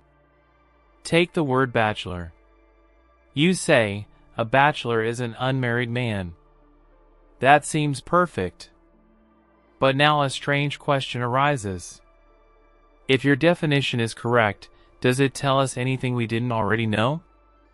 If someone already understands the word bachelor, then saying an unmarried man adds nothing. It's obvious. Redundant. But if someone doesn't understand the word, and you offer that definition, how can they trust it's accurate? How can they be sure you've captured the true essence of the word? This is the paradox of analysis, posed by philosopher G.E. Moore. It says, for a definition to be correct, it must be identical in meaning to what it defines. But if two things are identical in meaning, then stating one in terms of the other tells us nothing new. So how can analysis ever be enlightening? How can we define without redundancy and still retain truth? It's a quiet paradox. No explosions. No loops. Just a creeping unease in the foundations of thought. And it extends beyond words. To ethics, to identity, to meaning itself. Can we ever truly explain something without either restating the obvious or distorting the original? The paradox doesn't break language, it humbles it.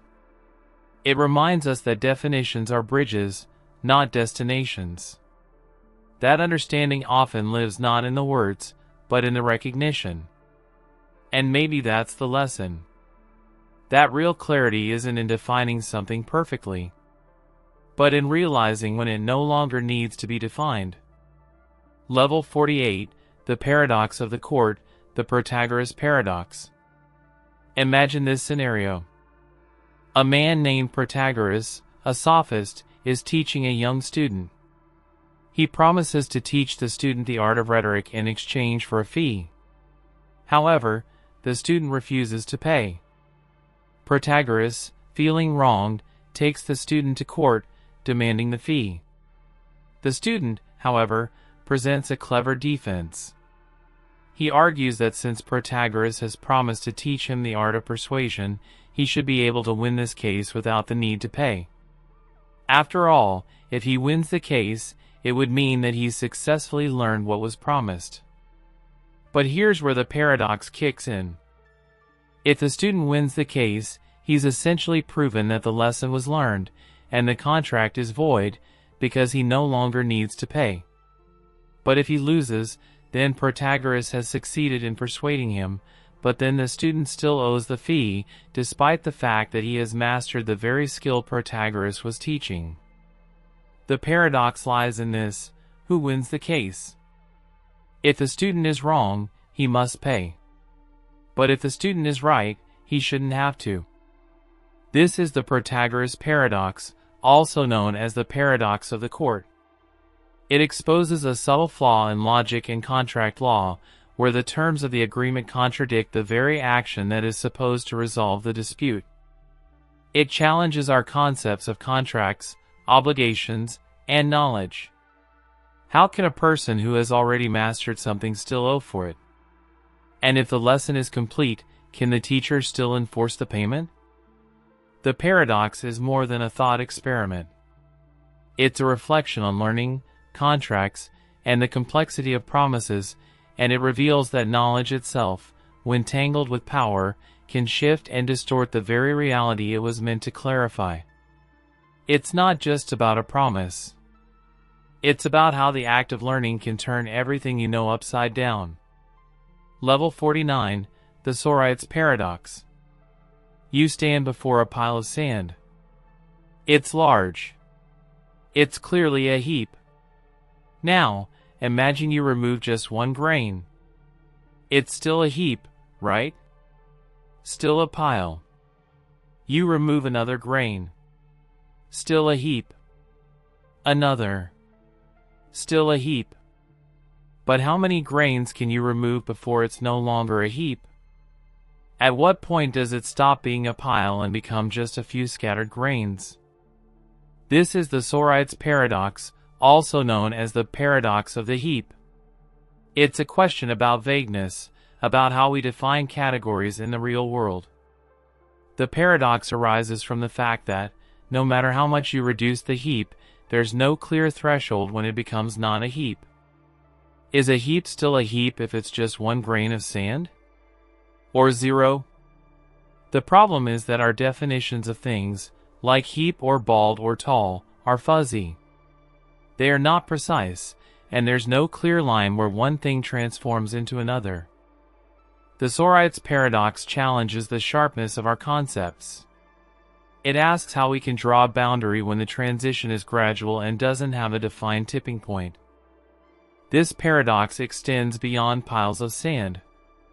It's the same question you ask when considering whether a person is tall. How tall does someone need to be considered tall? 1 inch? 10?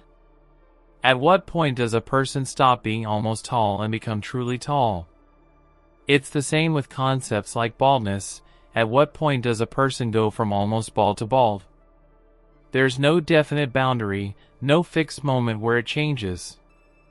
And in a world where categories don't always have clear edges, the Sorites Paradox reminds us that definitions are often imperfect. The paradox doesn't solve this issue, it exposes how we navigate the gray areas, how we make sense of the world in the absence of clear-cut distinctions. It's a paradox of gradualness, of how change can happen slowly, imperceptibly, until something transforms in front of us, leaving us wondering how we ever got there in the first place. Level 50, the Lottery Paradox. Imagine a lottery with 1 million tickets. You purchase one. You know, with certainty, that one ticket will win, and 999,999 tickets will lose. But as you stand there, holding your ticket, you think, my ticket will probably lose. This seems reasonable. After all, the odds are 999,999 to 1. Statistically, you're more likely to lose than win. But here's the paradox. If you apply this reasoning to every single ticket in the lottery, you'd come to the conclusion that none of the tickets will win. That's because, for each ticket, the odds of winning are so small that it seems far more likely that all the tickets will lose. Yet, by the rules of the lottery, one ticket must win. It is guaranteed, by the nature of the system. This is the lottery paradox. It shows the tension between individual probability and collective certainty. While you can reason, for each ticket, that it's highly unlikely to win, the fact that exactly one ticket will win forces a paradox. How can you both know that one ticket will win, while simultaneously reasoning that none of them will? The paradox is born from the conflict between personal expectations and a universal truth. You can be certain that there will be a winner, but for any given ticket, the probability of winning is so tiny that it seems absurd to believe your ticket will be the winner. But when you expand that reasoning across the whole lottery, the contradiction appears. The system demands a winner, while individual expectation resists it. It's a paradox about belief and certainty, about how the larger framework of probability operates in contrast to the expectations we form as individuals. Because sometimes, what you know doesn't line up with what you feel. Level 51, the French Paradox. In France, people eat butter, cheese, and rich foods. They enjoy wine with nearly every meal, and yet they have a lower rate of heart disease than many other countries that avoid such indulgence. How can this be? This is the French paradox, the apparent contradiction between the high-fat, calorie-dense diet of the French and their lower incidence of heart disease, particularly when compared to countries like the United States, where heart disease rates are higher despite a diet with lower fat content. On the surface, it doesn't make sense. The diet is rich in saturated fats and alcohol, which are traditionally seen as contributing to heart disease and high cholesterol. Yet, the French paradox persists, suggesting that something else might be at play. Several explanations have been offered. Some point to the Mediterranean diet, which emphasizes fruits, vegetables, olive oil, and moderate wine consumption.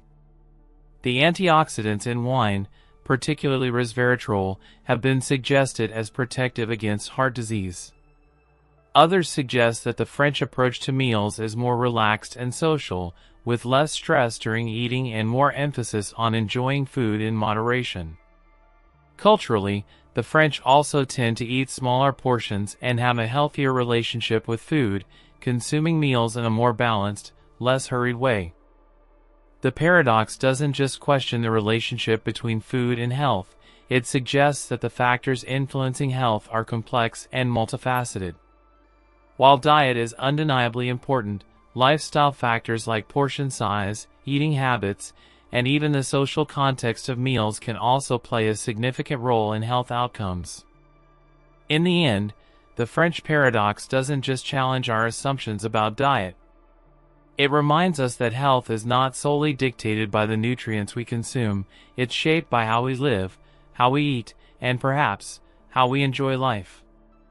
Level 52, the Easterlin Paradox. You might think that the wealthier people are, the happier they become. After all, money brings comfort, freedom, and access to experiences and opportunities.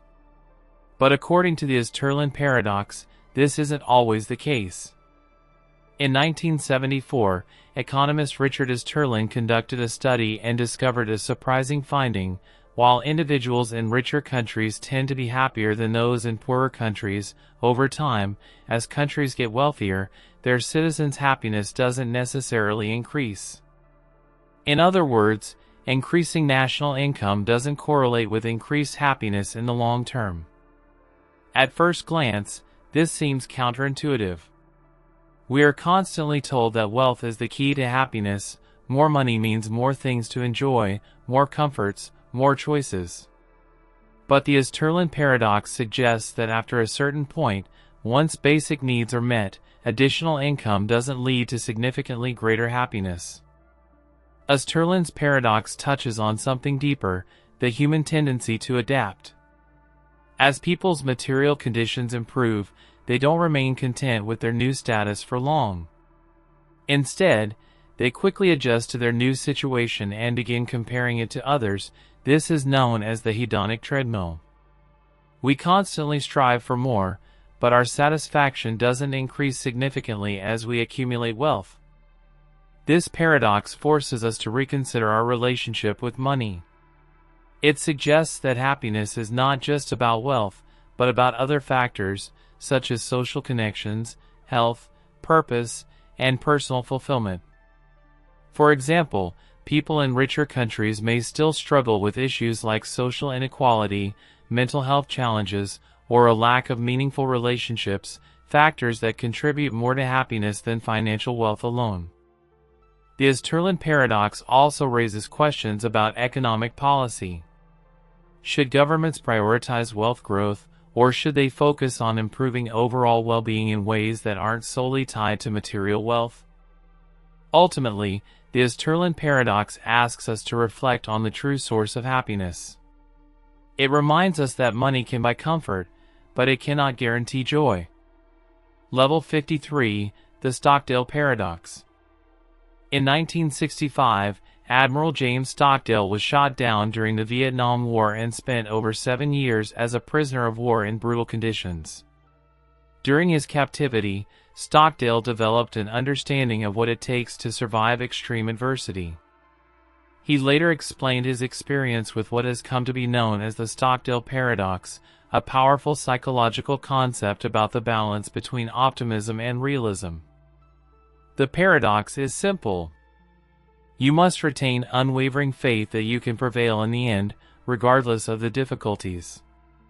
But you must also confront the brutal facts of your current reality, no matter how harsh they may be. Stockdale himself described the experience by saying, "You must never confuse faith that you will prevail in the end, which you can never afford to lose, with the discipline to confront the most brutal facts of your current reality, whatever they might be." In his case, the brutal facts were the physical and emotional tortures of being a POW. The optimism was the belief that one day he would be free and return home, even when such a belief seemed impossible. Stockdale found that those who lacked this balance, those who were overly optimistic and believed they would be released by Christmas or by Easter, suffered the most. They were devastated when the anticipated release never came. On the other hand, those who simply gave up hope didn't survive either. The Stockdale paradox teaches us that the key to surviving and thriving in difficult situations is not to avoid facing the hard truths, but to embrace them fully while maintaining the belief that, in the end, we can overcome. It's not about false positivity or ignoring the challenges you face. It's about finding the strength to hold on to hope even while acknowledging the reality of the struggle. This paradox holds true not only in extreme situations but also in everyday life. We all face challenges, whether in our careers, relationships, or personal growth, and the paradox teaches us that facing those challenges head-on, with both honesty and determination, can lead to eventual success. In short, faith and realism are not opposites, they are the balance that allows you to move forward, no matter what the situation may be. Level 54, the ironic process paradox. Imagine you're trying not to think of a pink elephant. You're told not to think of it, don't picture the elephant in your mind. But suddenly, all you can think of is the pink elephant. The more you try to push it away, the more vivid it becomes. You might even end up imagining its size, color, and details in a way you wouldn't have if you hadn't been trying so hard not to think of it. This is the essence of the ironic process paradox, a concept explored by psychologist Daniel Wegner. It reveals an uncomfortable truth about the way our minds work. The more we try to suppress a thought, feeling, or desire, the stronger it can become. The effort to control it inadvertently brings it to the forefront of our consciousness. Wegner's research suggests that our minds are equipped with two systems for dealing with thoughts. One is the intentional operating process, which is the conscious effort to think about something or solve a problem. The other is the monitoring process, which runs in the background, quietly checking for unwanted thoughts. When we try to suppress something, this monitoring process actively searches for the suppressed thought, making it more likely to emerge. For example, trying not to think about an upcoming exam might increase your anxiety about it, as your brain subconsciously focuses on that very thought. The harder you try to avoid it, the more it occupies your mental space, and the more intense your anxiety becomes. This paradox affects more than just trivial thoughts. It also shapes our emotions and behaviors.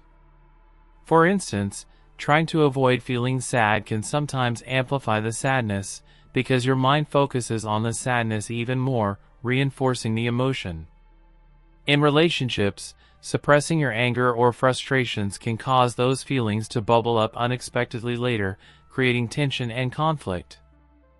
The ironic process paradox doesn't just apply to negative emotions, it's relevant in all aspects of life where we try to control our thoughts or actions. Whether it's trying to relax in a stressful situation or suppressing a craving, the paradox reminds us that control can sometimes have the opposite effect. In the end, the paradox suggests that accepting a thought, feeling, or urge, rather than fighting it, may be the more effective way to deal with it. Paradoxically, by not trying to control it, we may actually find more peace and less focus on it. Level 55, the paradox of the court. Imagine a young student who wants to learn the art of rhetoric. He approaches a teacher, agreeing to pay a fee for instruction. The teacher, being a wise sophist, decides to give the student a challenge. He tells the student, "If I teach you, you will pay me.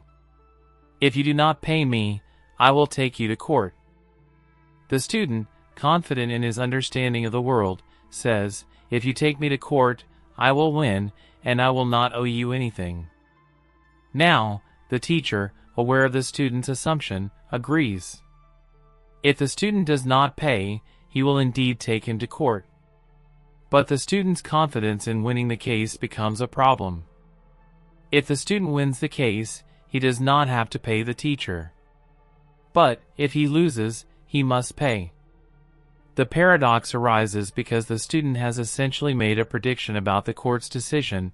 If he believes he will win, it will be impossible for him to not owe the fee. Yet if he believes he is going to lose, then he would owe the fee and be forced to act accordingly.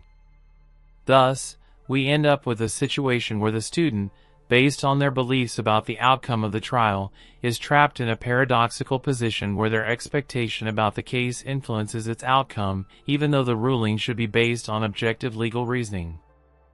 This is the paradox of the court, a puzzle about the relationships between promises, expectations, and the interpretation of actions.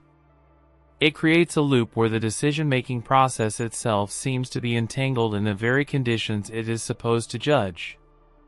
It's not just a thought experiment, it's a glimpse into how self-fulfilling prophecies, expectations, and cognitive biases shape decisions, whether in the courtroom or in life.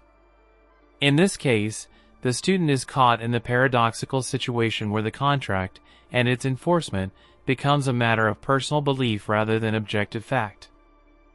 The paradox invites us to reflect on how our expectations, whether conscious or not, affect the outcomes of situations. It also shows that legal agreements or contracts, no matter how clear in wording, can still be entangled in the webs of personal perception and interpretation. Level 56, the boy or girl paradox. Imagine a family with two children. You know that one of them is a boy. What's the probability that the other one is also a boy? At first glance, you might think the probability is 50%. After all, there are 4 possible combinations of children. Boy and boy. Boy and girl. Girl and boy. Girl and girl. Since we know one child is a boy, you might assume that the other child has a 50% chance of being a boy, because there are 2 equally likely outcomes, boy and boy, or boy and girl. However, this assumption leads to a paradoxical conclusion, because the actual probability is not 50%. It's 1 in 3. Here's why. When we know that one child is a boy, there are only 3 possible combinations of the family. Boy and boy. Boy and girl. Girl and boy. Now, the probability that the other child is also a boy is 1 in 3, not 50%. This is because boy and girl and boy are equally probable, and only boy and boy meets the condition that both children are boys. This paradox highlights how conditioned probabilities can be counterintuitive. When we know additional information, like the fact that one child is a boy, the set of possible outcomes changes. The probability of the other child being a boy is reduced, even though our initial instinct might tell us that it should be 50%. The boy or girl paradox invites us to rethink how we approach probability and information. It shows that knowing partial information can drastically alter the way we interpret the possible outcomes of a situation. And in some cases, the most intuitive answer is far from the correct one. Level 57, the hedgehog's dilemma.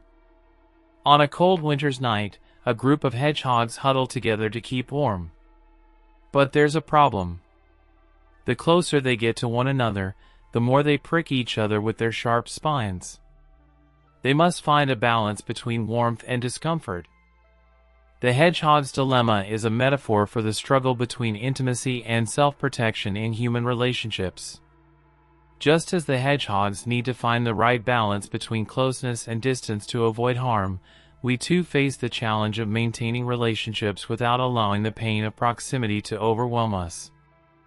If we draw too close to others, we risk getting hurt emotionally, physically, or psychologically. But if we keep our distance, we risk feeling lonely, isolated, and disconnected. It's a delicate dance between the desire for connection and the instinct for self-preservation. The paradox here lies in the tension between connection and isolation. We crave intimacy, yet we fear vulnerability. We long for closeness, but we worry about being hurt in the process. Just as the hedgehogs cannot avoid the discomfort of their spines, we cannot avoid the risks that come with building relationships. This dilemma doesn't only apply to romantic relationships, it extends to friendships, family bonds, and even our relationship with ourselves.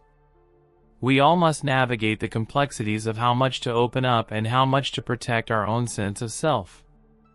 In a way, the hedgehog's dilemma is an inevitable aspect of being human, the balance between the need for connection and the need for protection. The paradox is that we cannot avoid the pain of vulnerability and closeness, but we can choose how we manage it, finding a place where we can both protect ourselves and allow for genuine connection. And maybe the lesson is this: it's the tension between these forces that makes relationships both difficult and beautiful. Level 58, Moore's Paradox. Imagine you are speaking with someone, and you say, "It is raining, but I don't believe that it is raining." At first glance, this statement seems strange, even nonsensical. How can you assert that it's raining, and yet claim that you don't believe it's raining? It seems to contradict itself. If you say something is true, shouldn't you believe it?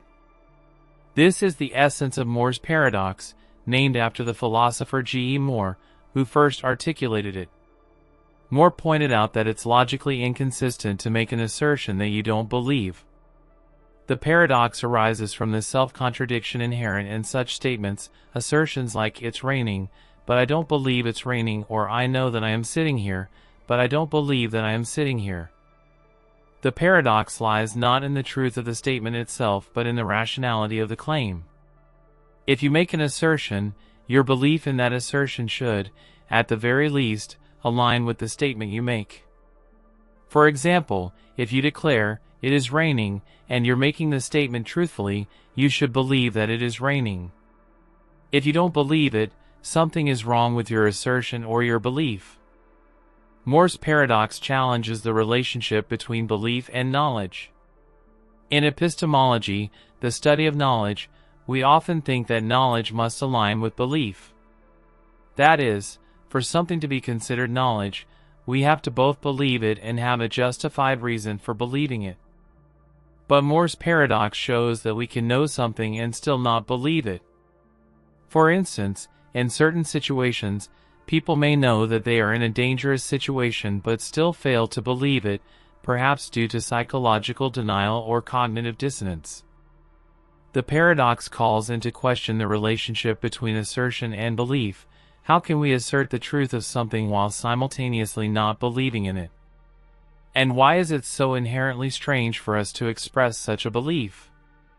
It suggests that we have an intuitive sense of what it means to rationally believe something. Our beliefs should align with our statements about the world.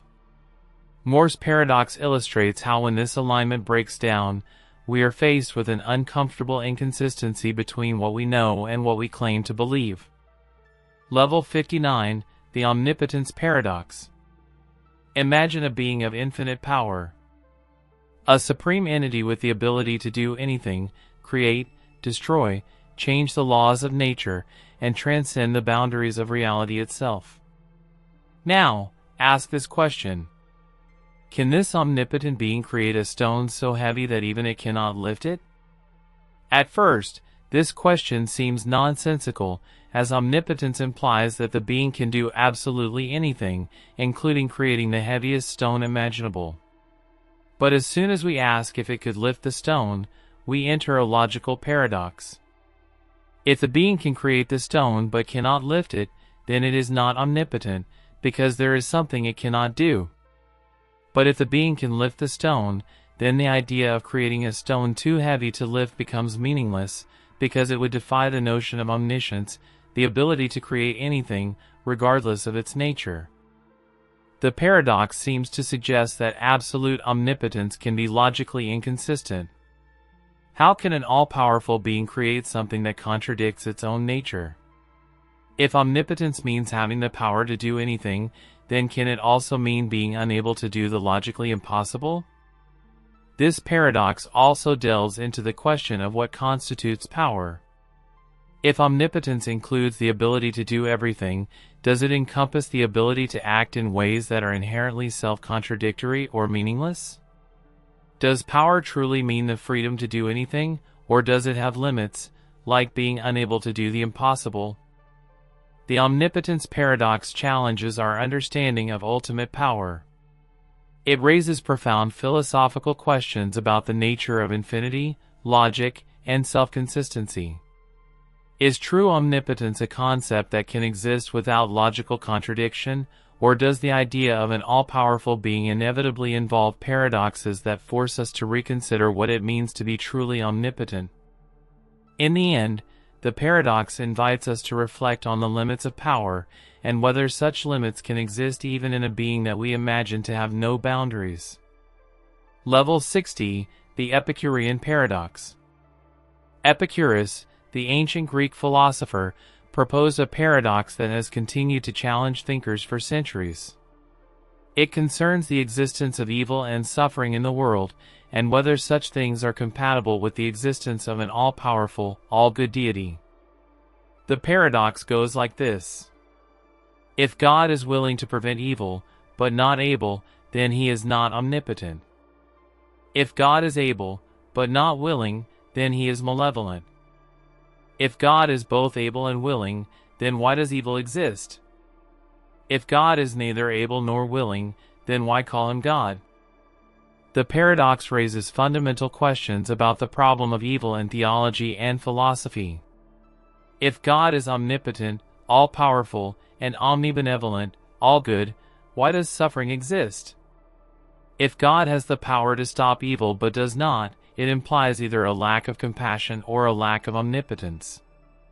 On the other hand, if God is powerless against evil, then the traditional understanding of an all-powerful deity collapses. This dilemma has led to various theological and philosophical responses, attempting to reconcile the existence of a benevolent, all-powerful God with the presence of evil and suffering in the world. Here are a few approaches. The free will defense. Some argue that God gave humans free will, and that evil results from humans' misuse of that freedom. According to this view, God cannot interfere with free will without violating it, and the existence of evil is a consequence of this. The soul-making theodicy. This theory suggests that suffering and evil are necessary for the development of virtues, like courage, compassion, and empathy. In this view, life's hardships are seen as opportunities for spiritual growth and moral development. The mystery defense. Others claim that human beings cannot fully understand God's reasons for permitting evil, and thus must trust in the divine plan, even if it is incomprehensible to human minds. This defense highlights the limitations of human knowledge when grappling with divine purpose. Despite these attempts to resolve the paradox, it remains a central issue in the philosophy of religion, ethics, and theology. The Epicurean paradox challenges our understanding of a just world, and forces us to confront the tension between divine power and the reality of suffering. In the end, the paradox leaves us questioning, can the existence of evil be reconciled with the belief in a benevolent, omnipotent deity? Or does the persistence of evil force us to reconsider the nature of divinity itself? Level 61, the Free Will Paradox. You wake up in the morning, stretch, and decide what to have for breakfast. You feel a sense of freedom, the ability to choose. You believe that the decision is yours, that you are free to act according to your own will. But then, Consider this. If every choice you make is the result of previous causes, your upbringing, your genetic makeup, the culture you're part of, your past experiences, can your choices truly be free? Or are they just the inevitable outcome of a long chain of events over which you had no control? This is the free will paradox, the tension between the belief that we have free will and the possibility that our choices are determined by factors beyond our control. On one hand, determinism suggests that every action, every decision, is caused by something that preceded it. The universe works according to laws of cause and effect, and our behavior is shaped by physical and psychological forces. If everything has a cause, then our actions are not truly free but merely the result of these causes. On the other hand, we experience life as if we are making choices. We feel that we have the power to choose between options and to shape our own futures.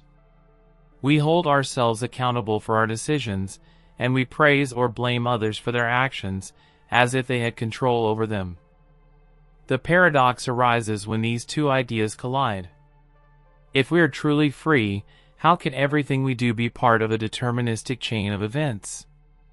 If everything is determined, what room is there for freedom and responsibility? Philosophers have proposed several solutions to this paradox. Compatibilism.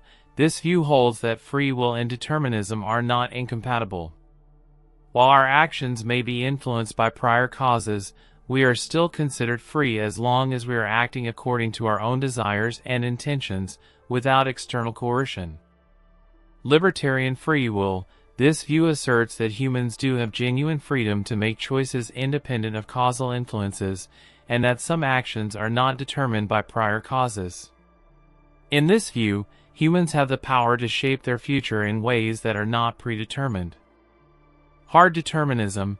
This position argues that because the universe operates according to deterministic laws, free will is an illusion. Every action we take is the result of a complex chain of events, and the sense of freedom we experience is simply a product of our limited understanding of those forces. Ultimately, the free will paradox challenges us to rethink control, responsibility, and choice. Are we the masters of our fate, or are we merely players in a drama scripted by forces beyond our comprehension? In the end, the paradox might not be solvable, but it offers us a profound question about how we live and make decisions in a world that feels both free and determined at the same time. Level 62, the Preface Paradox. Imagine you've written a book. It's the culmination of years of research and thought. It's your life's work, and you've done everything you can to ensure its accuracy. In the preface, you say, "I have done my best to ensure that everything in this book is true. However, I acknowledge that some errors may have slipped through." Now, here's the paradox. When you write the preface, you are asserting that you believe the contents of your book to be true, and you have made every effort to verify that. But by acknowledging that there may be mistakes, you're admitting that you don't believe everything in the book is true at this moment. In other words, you are asserting both that the book is true and that it might contain errors at the same time. The paradox comes from the logical inconsistency of this position. How can you assert, with conviction, that the book is true, while simultaneously acknowledging the possibility of error? How can you confidently state that the book's claims are accurate, yet also confess the possibility of mistakes within it? This paradox doesn't just apply to books. It's a reflection of the tension between certainty and fallibility in knowledge and truth. We make statements, create theories, and build narratives based on our best understanding of the world. But at the same time, we know that we are always working with incomplete or imperfect knowledge, which means that absolute certainty is always out of reach.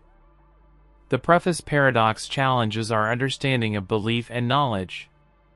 It asks how we can hold two seemingly contradictory ideas at once, the conviction that we know something to be true, and the humility to acknowledge that we might be wrong. This paradox also forces us to confront the limits of our own epistemic certainty, our understanding of what we know and what we don't know. No matter how confident we are in our beliefs, there is always room for error, and the acknowledgement of that error is an essential part of intellectual honesty. In the end, the preface paradox asks us to consider how we navigate the tension between certainty and uncertainty. It invites us to reflect on how we present knowledge, not just to others, but to ourselves. Level 63, the Lottery Paradox. Imagine you're standing in line to buy a lottery ticket. You know that only one of a million tickets will win, and all the other tickets will lose. Statistically, your chances of winning are 1 in a million, so you can be almost certain that you won't win. Now, consider this. If you apply this reasoning to every ticket, each ticket has a 1 in a million chance of winning. You know that your ticket probably isn't the winner, but if you apply that same reasoning to all the other tickets, you might conclude that none of them will win. But this creates a paradox. The lottery must have a winner, as it's set up to guarantee that one ticket will win. So, while you're almost certain that your ticket won't win, your certainty about the other tickets being losers leads to a contradiction. All the tickets can't lose because the lottery rules demand a winner, but reasoning from probability makes it seem that they will. This paradox highlights the tension between individual probability, where each ticket has a 1 in a million chance, and collective certainty, where we know one ticket must win, even though no individual ticket can be singled out as the winner. It brings into question how we calculate individual certainty versus collective outcomes. The lottery paradox doesn't just challenge probability, it forces us to confront how we reason about groups and outcomes. While you can be certain that your ticket is not the winner, you also know that, in a larger sense, one ticket must win. The paradox lays bare the challenge of applying statistical reasoning to individual cases when collective certainty overrides individual outcomes. It also introduces the question of belief in the face of statistical odds. The paradox forces us to reckon with the irrationality of complete certainty, especially when statistics contradict the very structure of the situation we find ourselves in. In the end, the lottery paradox asks us, how can we reconcile personal probability with collective certainty, and how can we understand what winning really means in a system governed by chance? Level 64, Curry's Paradox. Imagine a statement that says, "If this statement is true, then I am the King of France." At first glance, this seems like a simple conditional statement. If the statement is true, then the speaker is the King of France. But there's a problem. In reality, the speaker is not the King of France, and we know that. Now, here's the twist. What happens if the statement is true? If the statement is true, then according to the logical structure, the speaker must be the King of France. But we know this isn't true, so how can the statement be true? Curry's paradox plays on a strange feature of logic called self-reference. It's a recursive paradox, where the truth of a statement relies on its own truth value, creating a loop that can't resolve itself in traditional logical systems. The paradox gets more interesting when we introduce the concept of implication. In classical logic, if a statement is of the form if P, then Q, the statement is considered true if P is false, regardless of whether Q is true. This is a feature of material implication in logic. So, if this statement is true, then I am the King of France is considered true, then the implication that the speaker is the King of France is considered valid by logical convention, even though the premise is self-contradictory. In other words, Curry's paradox shows how self-referential statements in logic can break down conventional reasoning. The paradox arises because the statement involves recursive self-reference, where the truth of the entire statement relies on its own truth.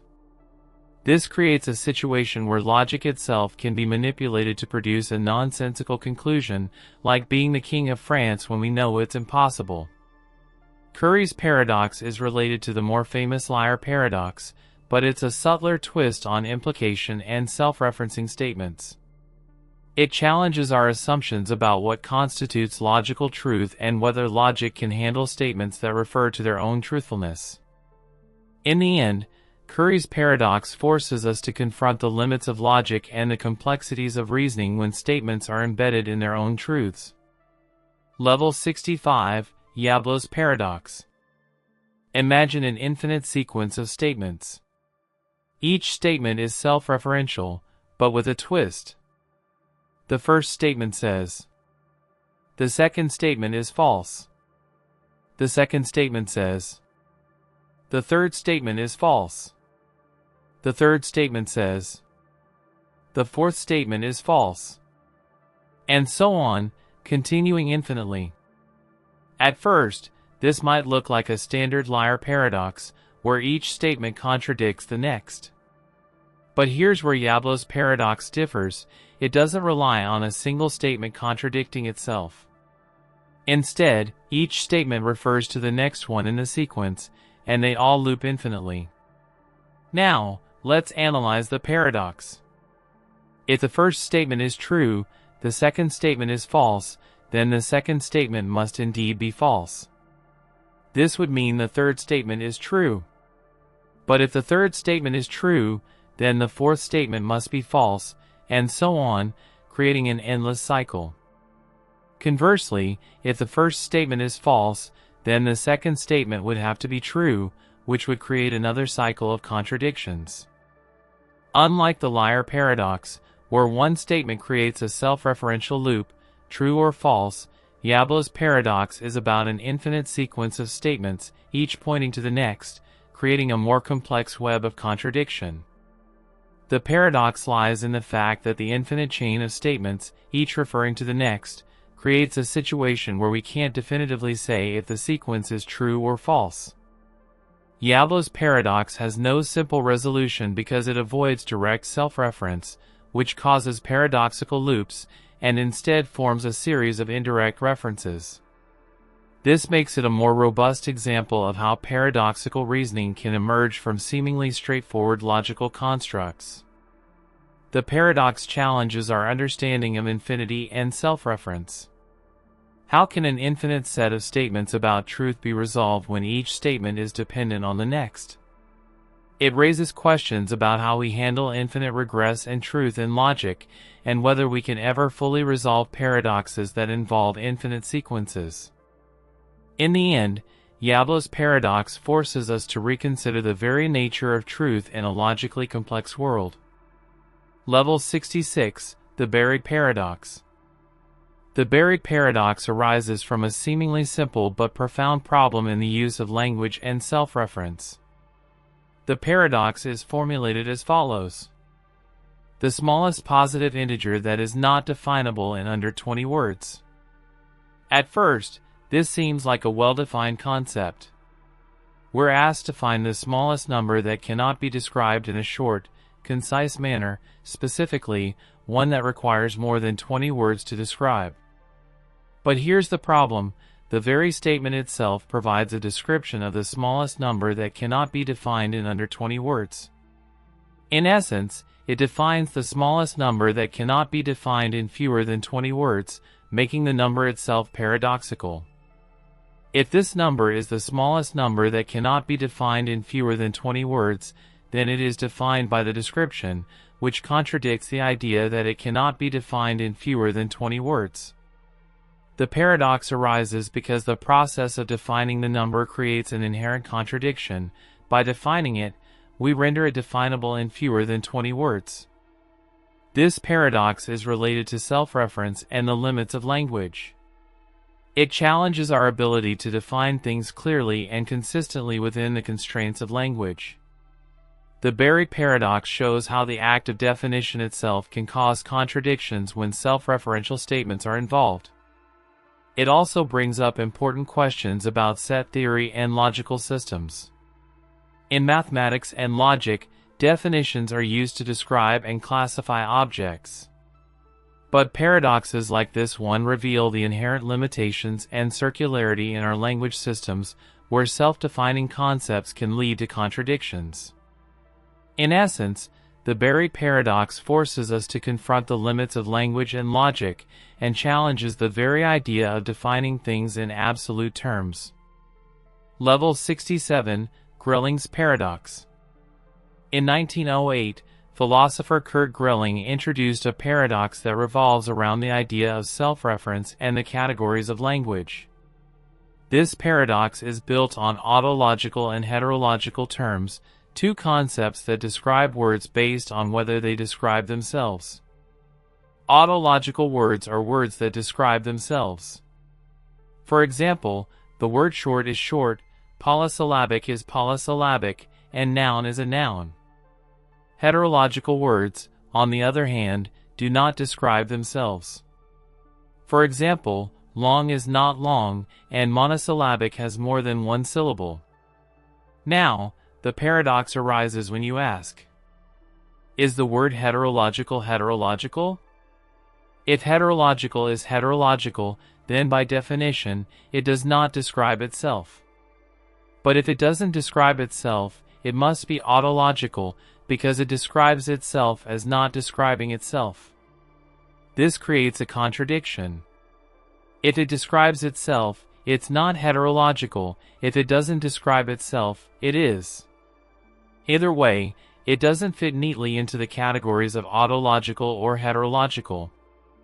This paradox forces us to confront the limits of classification and the nature of self-reference in language. It's an issue of inconsistency that arises when trying to categorize words or concepts that are self-referential in nature. Just like the liar paradox and other self-referential paradoxes, Grelling's paradox highlights the challenges inherent in using language to classify things that reference themselves. It calls attention to the idea that language is not always a perfect system for expressing concepts, especially when it comes to categorizing things that exist on the boundaries of definition. This paradox is both a linguistic puzzle and a philosophical one. It challenges our understanding of meaning, reference, and the limits of self-definition. How can something be categorized when it exists in a space where its identity depends on how we define it? Level 68, the Drinker Paradox. The Drinker Paradox arises from a seemingly straightforward question about addiction and the behavior of habitual actions. Imagine a person who drinks alcohol every day. Now, consider the following statement. If I drink alcohol today, I will no longer be addicted to drinking alcohol. On the surface, this seems nonsensical. If the person is already drinking alcohol daily, how can drinking today somehow negate their addiction? The paradox is rooted in the self-contradictory nature of the statement. By definition, an addiction is a compulsive, often irrational need to engage in a particular behavior, and it's not simply erased by a single act of drinking. The paradox lies in the self-fulfilling nature of addiction. By declaring that one's addiction will be gone after drinking today, the statement becomes self-defeating. The act of drinking today perpetuates the very thing it claims to undo, addiction. This creates a cycle in which the act of fulfilling the paradox only reinforces it, making the addiction harder to break rather than resolving it. The Drinker Paradox taps into a deeper philosophical question about self-awareness and change. It asks whether we can ever truly escape certain behaviors or tendencies, like addiction, by acting in ways that seemingly contradict the problem. It also explores the tension between intention and action. The individual might intend to break the cycle, but their actions lead them deeper into it. The paradox raises important questions about free will, self-deception, and the power of habit. Is the person trapped by their own understanding of the addiction, or are they actually capable of making a change? And if they can't break the cycle of addiction by their own will, does that mean they have no real control over it? Ultimately, the Drinker Paradox highlights how self-deception and behavioral patterns can trap individuals in contradictions, making it difficult to break free from habits or addictions by simply asserting the will to do so. Level 69, the Elevator Paradox. Imagine you're in a high-rise building. You step into an elevator, ready to travel from the ground floor to the top floor. But as the elevator begins its journey, you notice something unusual. The elevator is moving up, but you feel as though you're being pulled down. The elevator moves at a consistent speed, yet you experience a sensation of weight increasing as you go up, as if gravity itself is becoming stronger. This paradox is rooted in how we experience acceleration and motion in confined spaces. When an elevator accelerates upward, the force you feel is a result of the acceleration. According to the principle of equivalence in general relativity, acceleration is indistinguishable from gravity. So, in the case of the elevator, the sensation of increased weight can be seen as an artificial gravity created by the elevator's upward acceleration. The paradox, however, arises from the misperception of forces. In ordinary circumstances, we expect gravity to pull us down toward the earth, and we feel our weight because of this gravitational pull. However, in the accelerating elevator, the additional force you feel is caused not by a change in gravity but by the acceleration of the elevator itself. The paradox lies in the fact that you are experiencing an artificial sensation of weight. It feels as though gravity is stronger than normal, even though what you are feeling is the result of acceleration, not gravity. The elevator paradox challenges our understanding of inertial force and how motion can be interpreted. It forces us to confront the relationship between perceived weight and actual gravitational pull. If the acceleration were to stop, you would no longer feel the extra weight. However, during the elevator's upward movement, you experience a force that mimics gravity even though it's not caused by gravity at all.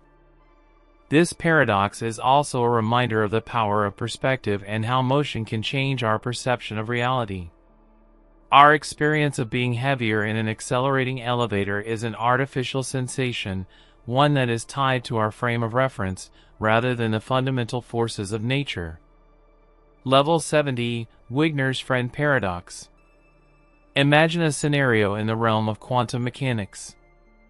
The famous physicist Eugene Wigner introduced a thought experiment that became known as Wigner's Friend Paradox, which explores the subjectivity of reality and the role of observation in determining the state of a system. Wigner's paradox begins with the idea of a quantum measurement. In quantum mechanics, particles exist in a superposition of states. They can be in multiple states at once, only deciding on one state when they are observed. The famous example is Schrödinger's cat, where the cat is both dead and alive until someone looks in the box. Now, in Wigner's version of the paradox, he introduces a friend inside a laboratory. This friend performs an experiment and observes the outcome of a quantum event. According to quantum mechanics, the system, such as an electron, exists in a superposition until the friend measures it, at which point the system collapses into one state or another. However, the paradox arises when Wigner, outside the lab, considers the situation. From Wigner's perspective, the friend's observation is also a part of the quantum system. In quantum mechanics, observers influence the system they observe.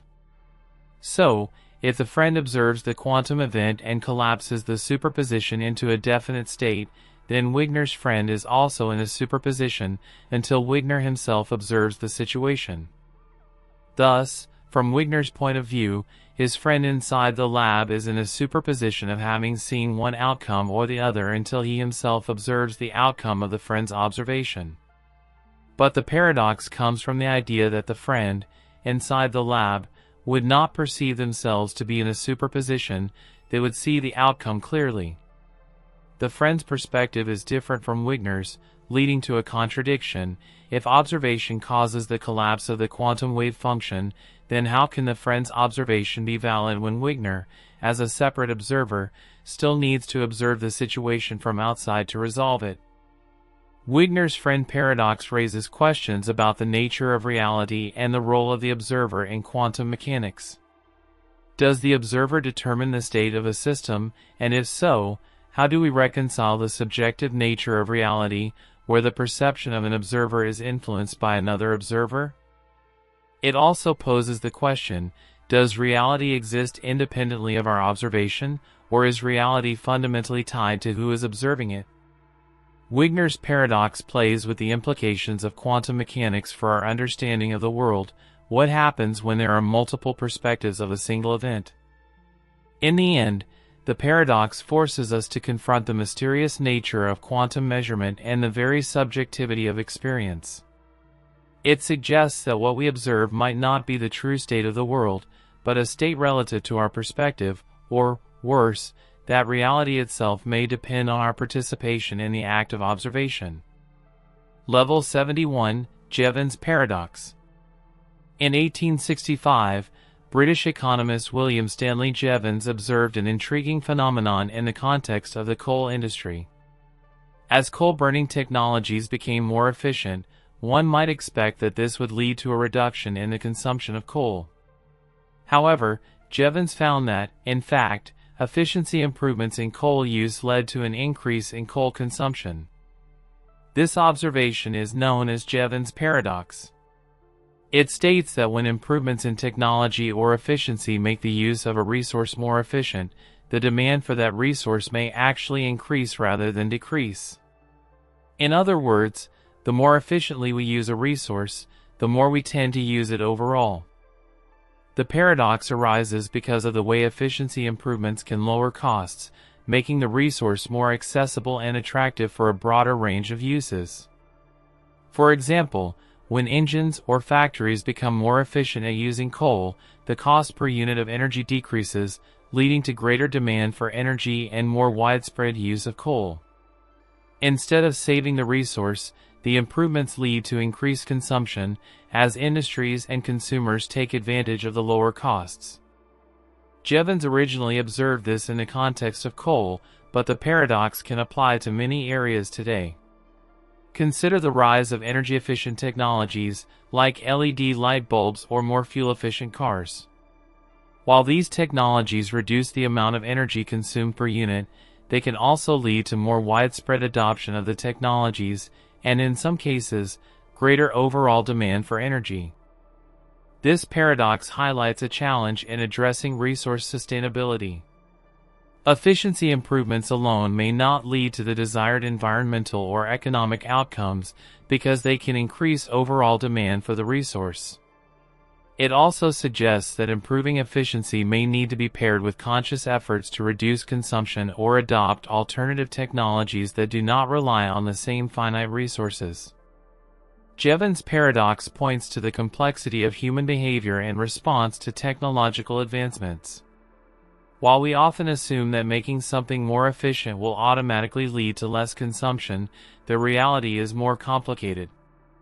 The law of demand, where lower prices often lead to higher consumption, can overshadow the intended conservation benefits of efficiency. Level 72, the paradox of thrift. The paradox of thrift is an economic concept introduced by economist John Maynard Keynes during the Great Depression.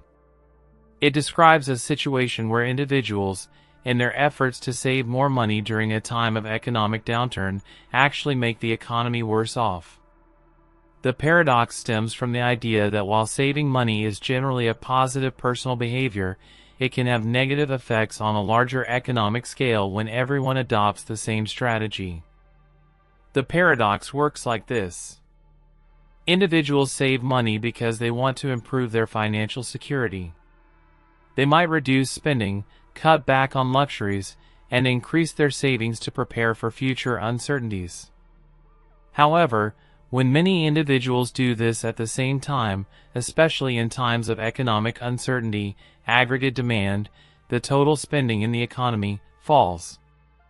As people stop spending, businesses experience reduced sales, which leads to lower production, potential layoffs, and a general contraction of the economy. As businesses reduce production and lay off workers, overall income in the economy decreases, and in turn, people are left with less to save. Ironically, collective savings can actually reduce total savings in the economy because the fall in income leads to less wealth overall. The paradox arises because while it seems rational and prudent for individuals to save during tough times, if everyone saves at once, it could lead to a reduction in overall demand, slowing the economy and potentially prolonging the recession or economic downturn. This is the core of the paradox of thrift. Keynes used this paradox to argue that governments should not just rely on personal savings behavior to drive economic recovery. Instead, he advocated for increased government spending to stimulate demand and support the economy when people are reluctant to spend their money. In the paradox of thrift, personal thriftiness can be at odds with the greater economic good. The paradox suggests that individual good, saving money for security, can sometimes conflict with societal good, spending to keep the economy growing. This paradox is particularly relevant in times of economic recession, where personal savings behavior can inadvertently lead to deeper economic problems. It emphasizes the delicate balance between personal financial responsibility and the health of the larger economy, where collective behaviors can have unintended consequences. Level 73, the paradox of tolerance. The paradox of tolerance was first articulated by philosopher Karl Popper in 1945. It concerns the limits of a tolerant society. How should a society that values tolerance handle intolerance? Should we tolerate all opinions, or are there instances where intolerance should not be tolerated? The paradox can be framed as follows. If a society is tolerant without limit, its ability to be tolerant can be destroyed by the intolerant. If a society allows intolerant beliefs or actions to spread unchecked, the intolerant may eventually undermine the society's tolerance, leading to the very destruction of tolerance itself. For example, if a group or ideology promotes hate speech, discrimination, or even violence against others, should a tolerant society allow such views to be expressed? If the intolerant views are given the same freedom to be expressed as other, more tolerant views, they could undermine the very foundation of tolerance and potentially lead to the rise of oppressive ideologies or regimes. The paradox arises because tolerance is generally considered a virtue. Societies thrive when they are open and accepting of different viewpoints. However, unlimited tolerance can inadvertently allow harmful, intolerant ideologies to take root, which could lead to the suppression or elimination of the very tolerance that made the society free and open in the first place. Popper's solution to this paradox is that a society must be intolerant of intolerance. Tolerance, he argued, should be protected by intolerance of ideologies that seek to destroy it. In other words, if a group actively seeks to suppress or eliminate the rights and freedoms of others, it should not be tolerated within a tolerant society, as this would ultimately erode the society's core values. This paradox forces us to consider the boundaries of freedom in a society. If we allow too much freedom to those who would use it to limit the freedoms of others, we risk the collapse of the system that allows that freedom to exist in the first place. It is a balancing act between freedom of speech and the need to protect the fundamental values of a just, democratic society. The paradox of tolerance remains relevant today, especially in discussions surrounding free speech, hate speech, extremism, and democratic values. It challenges us to think about the limits of acceptance and whether certain actions or beliefs, even when they fall under the umbrella of free expression, should be restricted to preserve a tolerant society. Level 74, Gödel's Paradox. In 1931, mathematician Kurt Gödel published his famous incompleteness theorems, which forever altered our understanding of logic and mathematical systems. At the heart of Gödel's work lies a paradox that challenges the foundations of mathematics and formal systems, the Gödel paradox. Gödel's incompleteness theorem states that within any sufficiently complex formal system, like arithmetic, there are true statements that cannot be proven within the system itself. In other words, no system can prove every truth that is true within it. There will always be statements that are true but unprovable using the rules and axioms of the system. Gödel's paradox arises when we consider self-referential statements, similar to the liar paradox. Gödel constructed a mathematical statement that essentially says, this statement cannot be proven to be true. If the statement is true, it cannot be proven true, because it states that it is unprovable. But if it is false, then it can be proven true, which creates a logical contradiction. This paradox reveals a fundamental limitation of formal systems. There are true facts that are inaccessible to proof within the system. No matter how robust the system, it will always be incomplete, unable to account for every truth. The paradox is both profound and unsettling because it shows that mathematical certainty is inherently limited. Gödel's work forced mathematicians and philosophers to reconsider the idea that a formal system could ever be both complete, able to prove every truth, and consistent, free from contradictions. His findings had profound implications not only for mathematics, but also for the philosophy of logic, epistemology, and the limits of human knowledge. This paradox has remained a central concept in the philosophy of mathematics. It also connects with the philosophical questions about the limits of knowledge and the nature of truth. Can we ever truly know everything? If some truths are unknowable, how do we make sense of the world and our ability to understand it? Gödel's paradox also raises questions about self-reference and language. Much like other self-referential paradoxes, it shows that when a system refers to itself, it can create situations where logic breaks down and no resolution is possible within the system. In the end, Gödel's paradox leaves us with a humbling insight that no matter how much we know, there will always be limits to our knowledge, and some truths may forever lie beyond our reach. Level 75, Turtles All the Way Down. The phrase turtles all the way down comes from a famous anecdote about the nature of the universe and the search for ultimate explanations. The story begins with a person who argues that the earth is supported by a giant turtle. When asked what the turtle stands on, they reply, it stands on another turtle. When asked what that turtle stands on, the response is, another turtle. And when asked what that turtle stands on, the answer is, it's turtles all the way down. This story humorously illustrates the problem of infinite regress, the idea that a proposition requires justification by another proposition, and so on ad infinitum. The paradox challenges our ability to explain things without being stuck in an endless chain of explanations that never reach an ultimate, unifying cause or principle. At first glance, the idea of turtles all the way down seems absurd, but it serves as a profound metaphor for the limits of knowledge and the foundations of belief.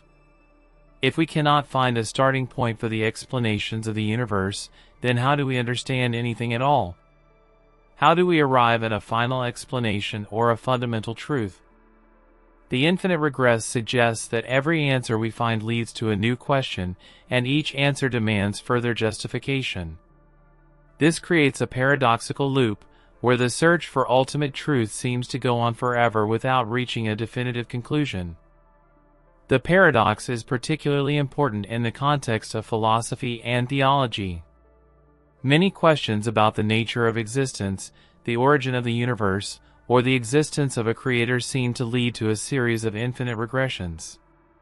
For example, if the universe had a cause, then what caused that cause? And if the cause of the universe itself requires a cause, where do we end up? Some philosophers argue that the solution to the paradox lies in stopping the regress, finding something that is self-explanatory or self-sustaining, a foundation that doesn't require further justification. This might be something like God, the laws of physics, or some fundamental principle of logic that is the basis of all reasoning. In this sense, the paradox of turtles all the way down illustrates the challenge of ultimate explanations. If everything needs to be explained by something else, how do we ever arrive at the first cause or foundation of the universe?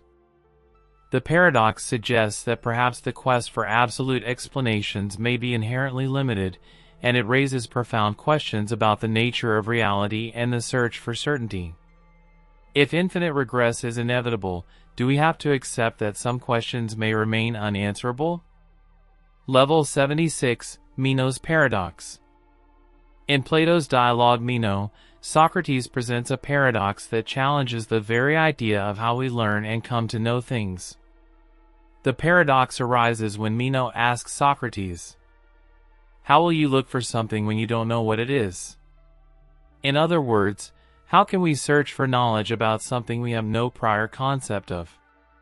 If we don't know what we're looking for, how can we recognize it when we find it? This question presents a fundamental issue about the process of learning and the possibility of discovering knowledge.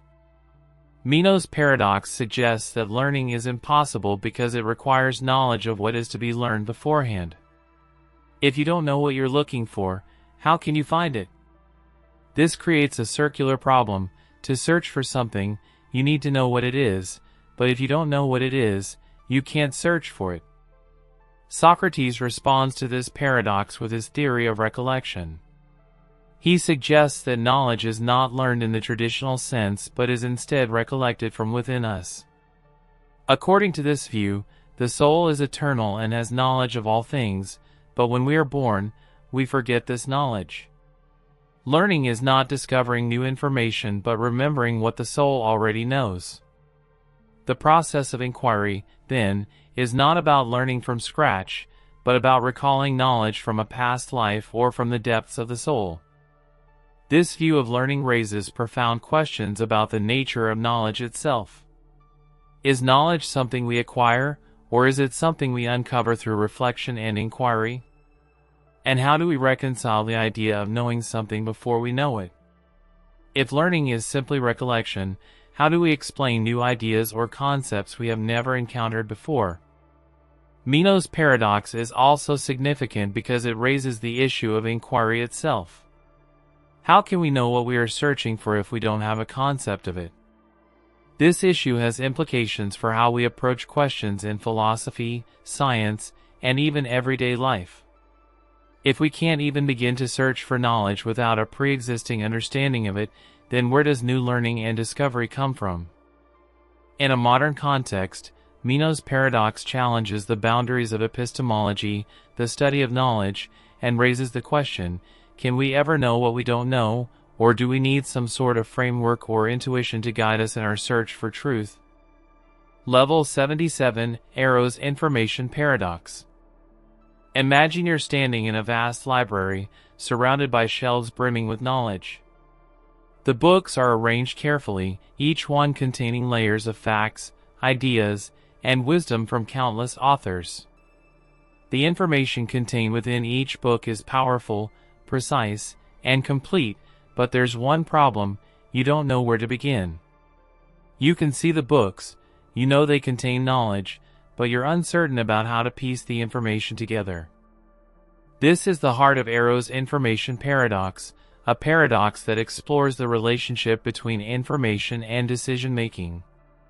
Named after economist Kenneth Arrow, the paradox touches on the nature of uncertainty in the world and how information, while it can be incredibly valuable, can often make it harder to make decisions. Here's how it works. In an ideal world, we would be able to gather all the information we need, process it, and make decisions with complete clarity. We could know everything about the economy, society, or even personal choices, and have perfect, confident answers. But Arrow's paradox introduces an unsettling truth: more information doesn't always lead to better decisions. In fact, when individuals or societies try to make decisions based on an overwhelming amount of information, they often end up facing more uncertainty. The paradox shows us that as the amount of information increases, it doesn't necessarily make the decision-making process easier.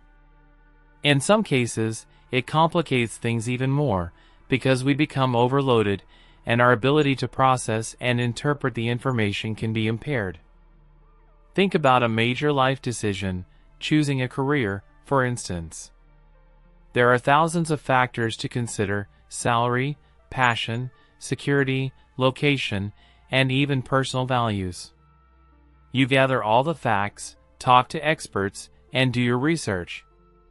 But despite all this, the more you learn, the harder it becomes to choose because you've accumulated so much data that it's hard to separate the essential from the non-essential. The paradox isn't just about the overload of facts, it's also about how we handle uncertainty. The more information we have, the more we realize there is always more to know. Every piece of knowledge we gain adds a new layer of complexity to the decision-making process, and with it, more potential for contradictions and doubts. In essence, Arrow's information paradox reveals that certainty doesn't always emerge from information. In fact, it may require us to filter and even ignore some information to make sense of the world. It forces us to confront the limits of knowledge, reminding us that there is always something unknown, and that perfection in decision-making may never be possible. Much like the library full of books, our lives are filled with information. But it's not the sheer quantity of data that leads to better choices, it's the wisdom with which we process it, understanding that sometimes less is more. In the end, the paradox teaches us that knowing less, but knowing it deeply, might just be the key to navigating a world full of uncertainty. Level 78, the Butter Cat Paradox. Imagine this. A cat, lazily sprawled on the floor, staring out the window. In your hand, a piece of buttered toast, dripping with golden goodness.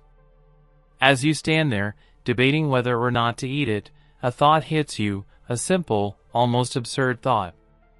What if you strapped the buttered toast to the cat's back? Now, before you laugh this off, think for a moment. You've heard the classic saying that a cat always lands on its feet and buttered toast always lands butter side down, right? But what if these two things, these two forces of nature, collided? What happens if you attach the toast to the back of a cat? Which way will it land? The paradox lies in the combination of these two laws of nature. A cat's instinct is to land on its feet, and buttered toast, with all its rich, slippery butter, tends to fall butter side down. It's as if the universe has locked these two forces into a cosmic standoff. Both forces want to win. But what if, instead of canceling each other out, they create a perpetual spin? A loop of toast and cat, spinning and spinning, never quite landing. Could the cat, in this strange new situation, end up in a perfect state of balance, where neither the toast nor the cat's paws get to triumph? Or would the universe somehow resolve the paradox, breaking one of its own rules and delivering an outcome we can't predict? The paradox doesn't just play with the idea of objects falling. It asks us something bigger. What happens when two opposing forces collide? In life, we're often faced with situations where opposing elements, desire and fear, certainty and doubt, comfort and challenge, seem locked in a constant battle. Sometimes, we feel as though we're in the middle of a paradox, caught between two forces we cannot control. But maybe the solution isn't to pick one side over the other. Maybe it's about finding balance in the spinning. And just as the cat and toast may fall endlessly in a loop, we, too, find ourselves often stuck between opposing forces, trying to find a way to land, to resolve the paradox, to rest in peace. So, next time you face a dilemma, whether big or small, remember, you don't always need to choose one side. Sometimes, life's paradoxes are just asking us to embrace the spin and trust that we'll land exactly where we need to. Level 79, the Potato Paradox. Imagine, just for a moment, that you're in a cozy kitchen, the kind of space where everything smells like warmth and comfort. You've got a bag of potatoes in front of you. Some are small, some are large, and all are earthy, hearty, and dependable. Potatoes, after all, are one of nature's simplest, most reliable foods, nourishing, filling, and so incredibly versatile. You start to peel one. The smooth skin comes off in long, curling strips, revealing the soft flesh beneath. Now, consider this. After peeling the potato, you're left with a pile of scraps, the skin, the bits you didn't use, the parts that are discarded. Now, How much of the potato's weight has been lost in those scraps? Here's the paradox. If you take the potato and carefully weigh just the peeled part, it will be heavier than the skin and scraps combined. But if you boil or cook the potato, you notice that the weight is suddenly different. The potato, now cooked, is lighter than before. You started with something hearty and solid, but after boiling it, it feels like it's lost some of its mass. But why? Potatoes, like many things in life, go through transformations. The paradox lies not in the peeling, but in the boiling. When you boil a potato, the heat causes the water inside the potato to change, causing it to expand and lose some of its weight in the form of steam. And yet, when we boil the potato, we don't think about that water disappearing. We focus on the substance of the potato itself. This paradox makes us question the very nature of substance and loss. The potato seems lighter after cooking, yet it's still the same potato, just altered. And in the same way, we might find that we undergo transformations in life. Sometimes, we feel lighter, like something essential has been taken away. But in reality, we are still the same, only changed in a way we might not fully understand.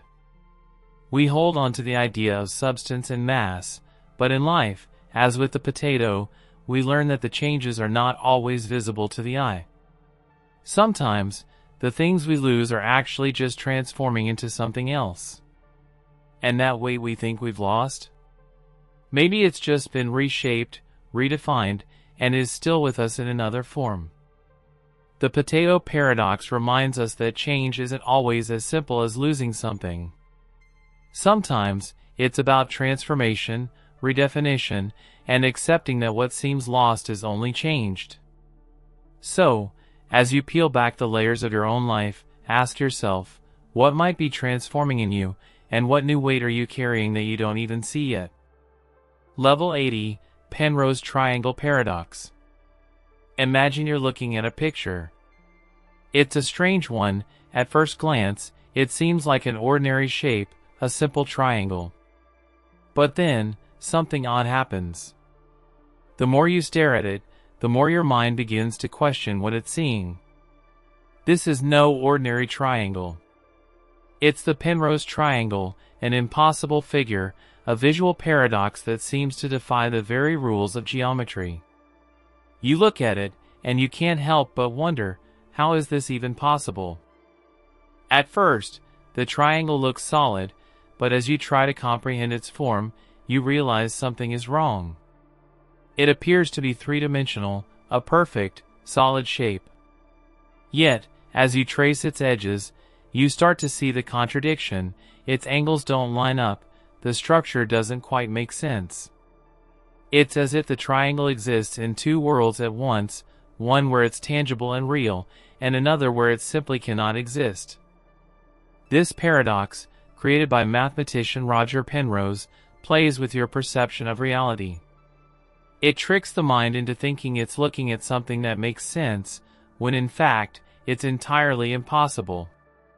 The Penrose triangle can never exist in three-dimensional space, but your eyes see it, your mind believes it, and you're left in wonder. The paradox is more than just a visual trick, it's a reminder that our perception of reality isn't always reliable. We look at things, we assume we understand them, but sometimes, things aren't quite as they appear. Our mind fills in the gaps, stitching together pieces of information that don't always fit. And perhaps that's the lesson the Penrose Triangle teaches us. In life, we often encounter situations that seem impossible or contradictory. Things don't always add up. Our minds try to make sense of the chaos, and we feel the pull of reality tugging us in different directions. Yet, just like the Penrose Triangle, we may come to realize that some contradictions are simply part of the landscape of our understanding. The impossibility of the Penrose Triangle doesn't mean it's not real. It means that sometimes, the real world, our own lives, are filled with shapes and experiences that don't quite follow the rules. And maybe that's okay. Maybe the beauty is in the contradiction, in the way things fit together, not because they should, but because they do. Level 81, Interesting Number Paradox. Imagine you're sitting comfortably, perhaps with a warm cup of tea in hand, thinking about numbers. Numbers are everywhere, after all. They're the building blocks of our world, of time, of distance, of quantity. They are simple, yet profound. Now, let's focus on interesting numbers, those that stand out, that capture your attention. One number catches your eye, and you think, ah, that's an interesting number. It could be a prime number, a Fibonacci number, or even a number that appears in a famous equation or theory. The number feels special, doesn't it? But here's where the paradox begins. You think about the set of all numbers, and you think, surely, there must be a number that is the most interesting number of all. The number that stands out, the one that has all the properties we admire. But wait, there's a problem. If there is an interesting number, then by definition, it's interesting, right? But if we consider this number to be the most interesting, we must ask, what makes it the most interesting? As you keep thinking, it occurs to you, the very idea of an interesting number becomes self-referential. If you claim a number is interesting, then surely it's part of a set of numbers that are less interesting, or equally interesting, or maybe not interesting at all. In this strange world, the concept of interesting starts to unravel. Does the very attempt to define what makes a number interesting undermine its significance? The interesting number paradox suggests that the very moment we assign interest to a number, it loses the one thing that made it special, its uniqueness. If every number can be called interesting, then there's no clear way to distinguish between those that are interesting and those that are not. We are left, almost comically, in a loop where every number can be special, yet no number stands apart in a truly meaningful way. This paradox is a little like life itself, isn't it? We search for meaning, for things that stand out, and when we find them, we realize that the meaning itself often seems to shift, expanding and contracting with our own perceptions. Sometimes, the pursuit of what makes something special is what makes it harder to recognize. In the end, maybe the interesting number is not one specific number at all, but the very act of questioning and searching. The paradox teaches us that the search for uniqueness often brings us back to the realization that everything can be interesting if we look at it the right way. Level 82, Socratic Paradox. Picture yourself sitting in a quiet, ancient garden. The sun is gently warming the air, and you can hear the soft rustle of leaves. Before you sits a man, a figure of wisdom, calm and contemplative. His name is Socrates, and his presence seems to invite you into deep thought. Socrates is famous for his method, the Socratic method, a way of questioning that encourages deep, introspective exploration. He doesn't simply give you answers. Instead, he asks questions that make you question your beliefs and assumptions. You feel, somehow, that everything you thought you knew might not be so certain after all. Now, Socrates asks you something simple yet profound. What do you know? You pause, thinking. You've learned so much in your life, facts, truths, experiences. But the question keeps echoing in your mind, what do I really know? Socrates smiles gently. He tells you, I know that I know nothing. In that simple statement, the Socratic paradox is born. How can someone who has spent a lifetime seeking knowledge and wisdom claim to know nothing? Isn't knowledge supposed to be the goal of life? This paradox runs deep. It suggests that true wisdom lies not in claiming to know everything, but in the realization that our knowledge is limited. The more we learn, the more we become aware of how much we don't know.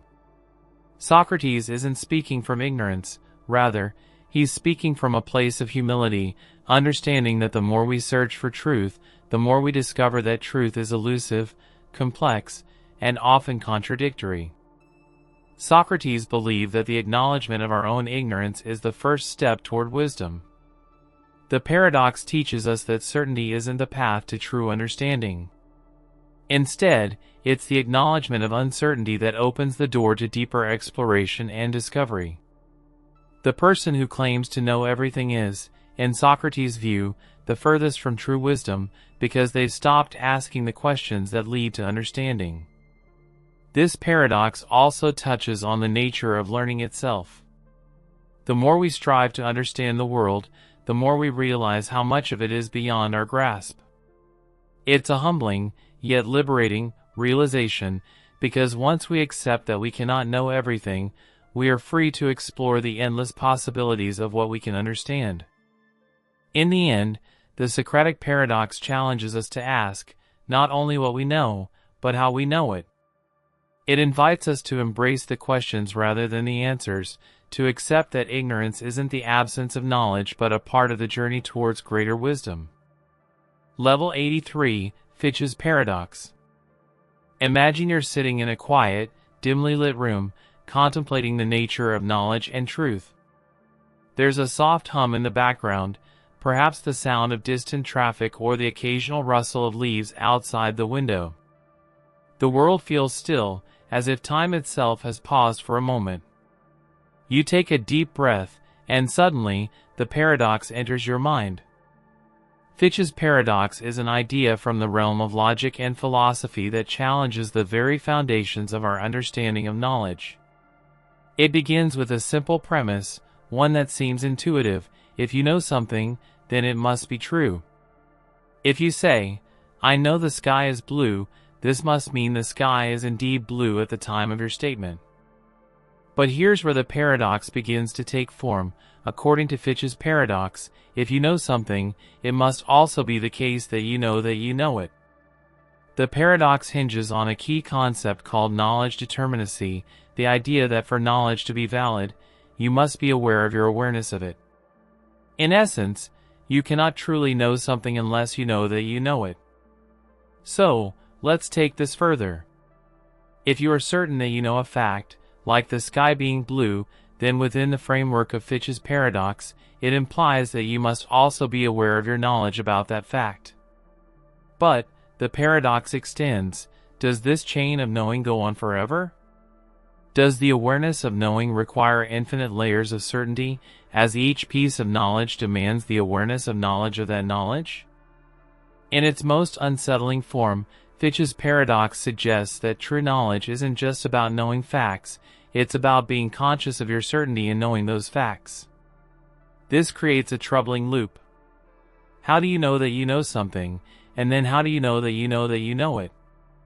If you have to keep layering knowledge on top of knowledge, can you ever really know anything at all? The paradox forces us to confront the limits of certainty. It raises a question about the nature of absolute knowledge. Is knowledge only valid if it is self-aware? And if awareness of knowledge requires infinite reflection, does that mean true knowledge is impossible to attain, or simply unreachable? In this still, quiet room where you reflect, the paradox teaches us that knowledge is not always as simple as it appears. It is fluid, complex, and intertwined with our awareness. Just as you think you've grasped a piece of truth, the paradox asks you to dig deeper, to reflect on your own understanding, and perhaps even to question whether any knowledge is ever complete. Level 84, Gabriel's Horn Paradox. Imagine standing in a quiet, timeless space, gazing at a figure before you. It's a horn, but not just any horn, this one is endless. It stretches infinitely, curling in elegant spirals that seem to go on forever, much like the horizon that disappears into the distance. The shape is simple, yet mesmerizing. It's called Gabriel's Horn. Gabriel's Horn is a mathematical paradox, a strange blend of beauty and contradiction. It's often drawn as a geometric shape that starts with a circular base and narrows as it stretches upwards, extending infinitely without ever reaching a definite end. On one hand, the horn seems to represent an infinite space, a shape that stretches beyond comprehension. But on the other, there's something unsettling about it, a deeper truth that lies beneath its simplicity. Here's the paradox. Gabriel's horn has a finite surface area, meaning you could cover it with paint, and the paint would be enough to cover the entire surface, no matter how long the horn is. It seems strange, doesn't it? The horn stretches endlessly, but the area that needs to be painted is finite, something you can measure.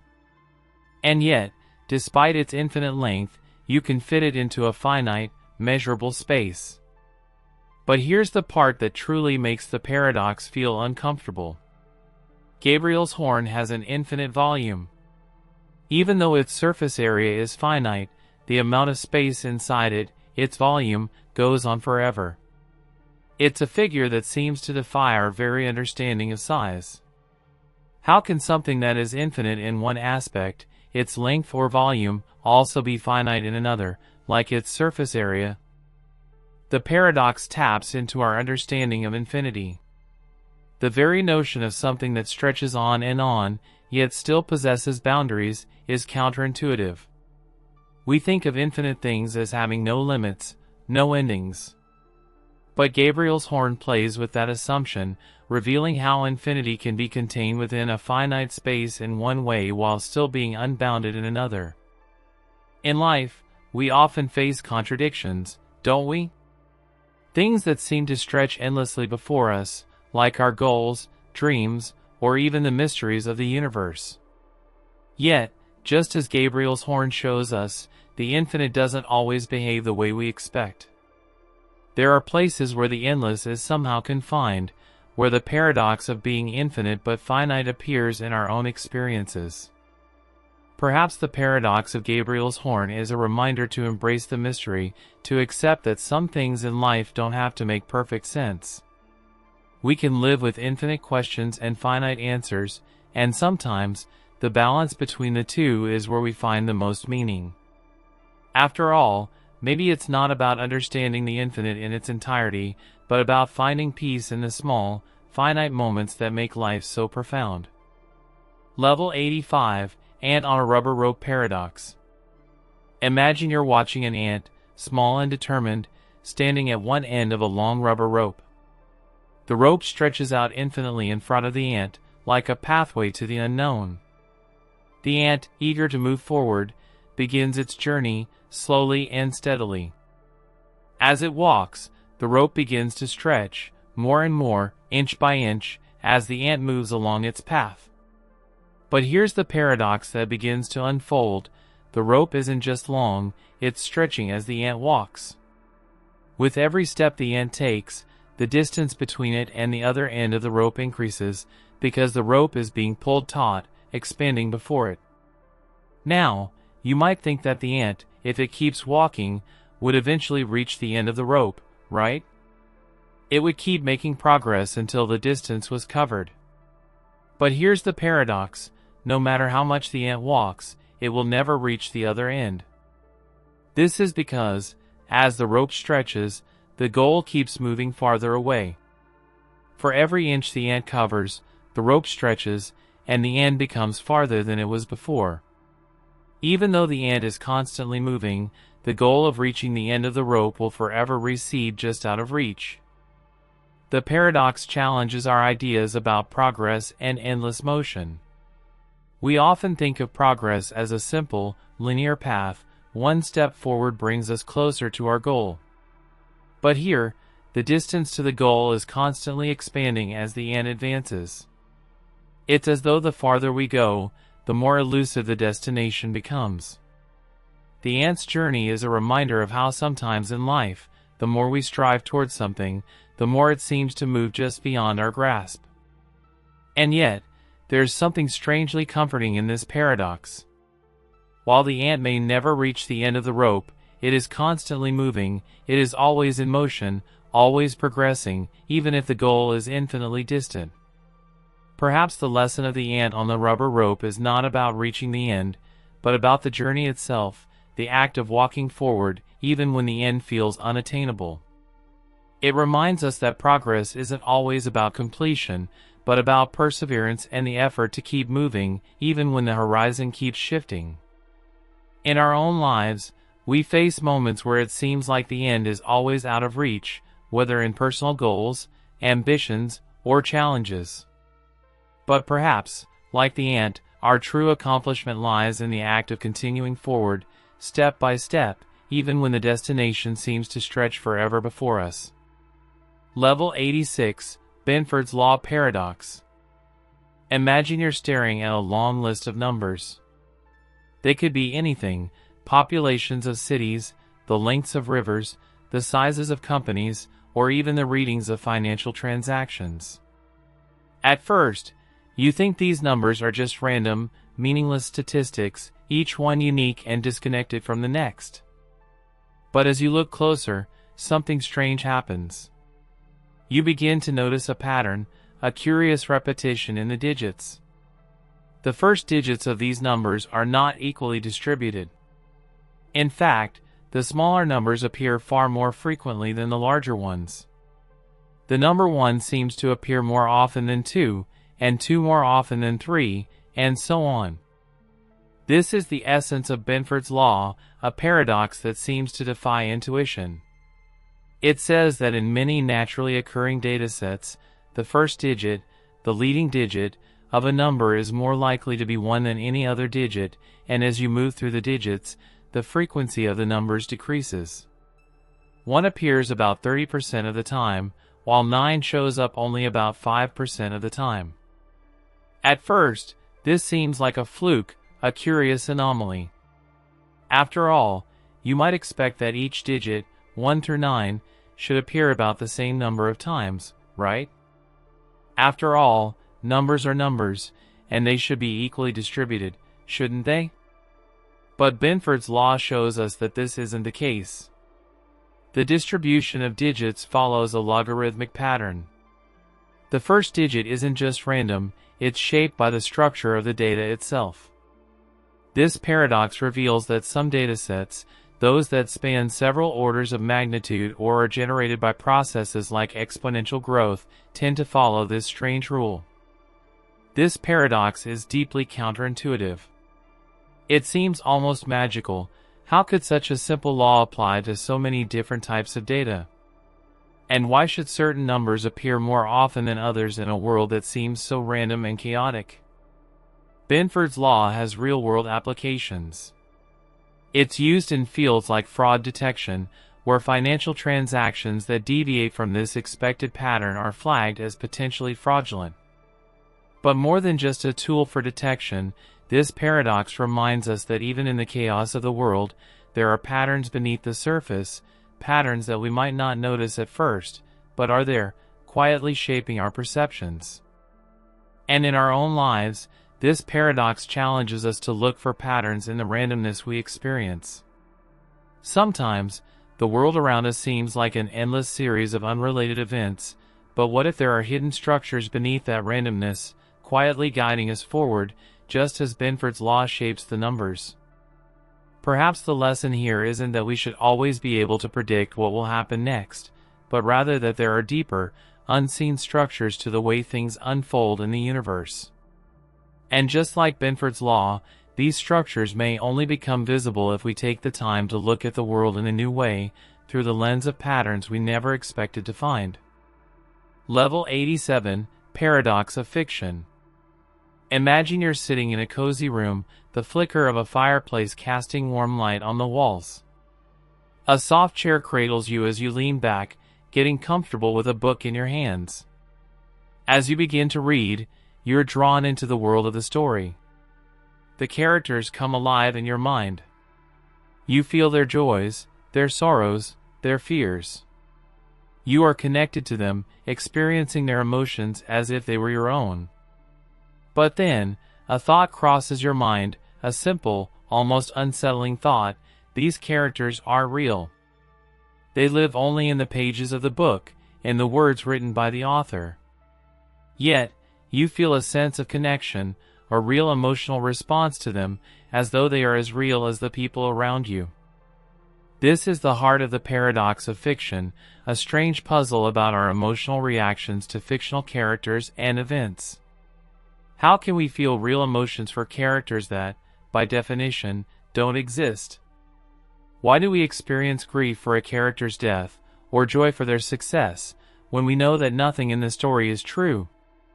The paradox is that we have real emotional responses to something that, in a logical sense, shouldn't even affect us. You might think, it's just a story, yet the emotions you feel are undeniably real. When the protagonist faces hardship, you may find yourself worrying, as though their well-being were truly at stake. When they triumph, you celebrate their victory, even though you know that it's all fictional, made up in the mind of the writer. This paradox leads us to reflect on the nature of empathy and engagement. What does it mean to care for someone, even if they're not real? Is our emotional connection to fiction a kind of illusion, or is there something deeper about the human experience that makes us respond this way? After all, when we experience the pain of a fictional character, are we also experiencing humanity, the essence of emotion itself, regardless of whether it's real? The paradox of fiction also reveals how we navigate reality and imagination. We know, on a rational level, that what happens in the pages of a book isn't true. And yet, we willingly suspend disbelief, allowing ourselves to enter into these fictional worlds with a full emotional investment. This act of suspension reveals something profound about the nature of storytelling and connection. Perhaps, in a sense, fiction is more than just entertainment. It is a way to understand and process our own feelings, to connect with the broader human experience, even when the characters are purely imagined. In the end, the paradox teaches us that our emotions are not bound by the constraints of reality. Whether the events are real or imagined, the feelings they evoke are still a part of our experience. And in that, fiction can be just as meaningful as life itself, because the emotions it stirs in us are real, even if the story isn't. Level 88, Kafka's Toxin Paradox. Imagine you are faced with a choice. It's a simple yet profound dilemma, one that seems to involve a deep test of your own willpower and moral judgment. You've been given an offer that seems almost too good to be true. Someone is offering you a significant reward, perhaps a large sum of money, in exchange for doing something strange, drinking a toxin. The toxin is harmless in the long run, but it's certain to cause you temporary discomfort and suffering. Here's where the paradox comes into play. The only catch is that you don't actually have to drink the toxin to receive the reward. The reward is contingent on your belief that you would drink the toxin, should the time come. It's not about whether you ever actually follow through on the action, it's about whether you intend to do so in the future. So, you're left with a question: should you decide to drink the toxin, knowing it will cause you pain for no reason other than to fulfill an agreement? Or, can you simply convince yourself that you would, and thereby secure the reward, while avoiding the suffering altogether? This is the Kafka's Toxin Paradox. It involves a situation in which your decision to act in a certain way, to drink the toxin, is essentially determined by your future intention to act.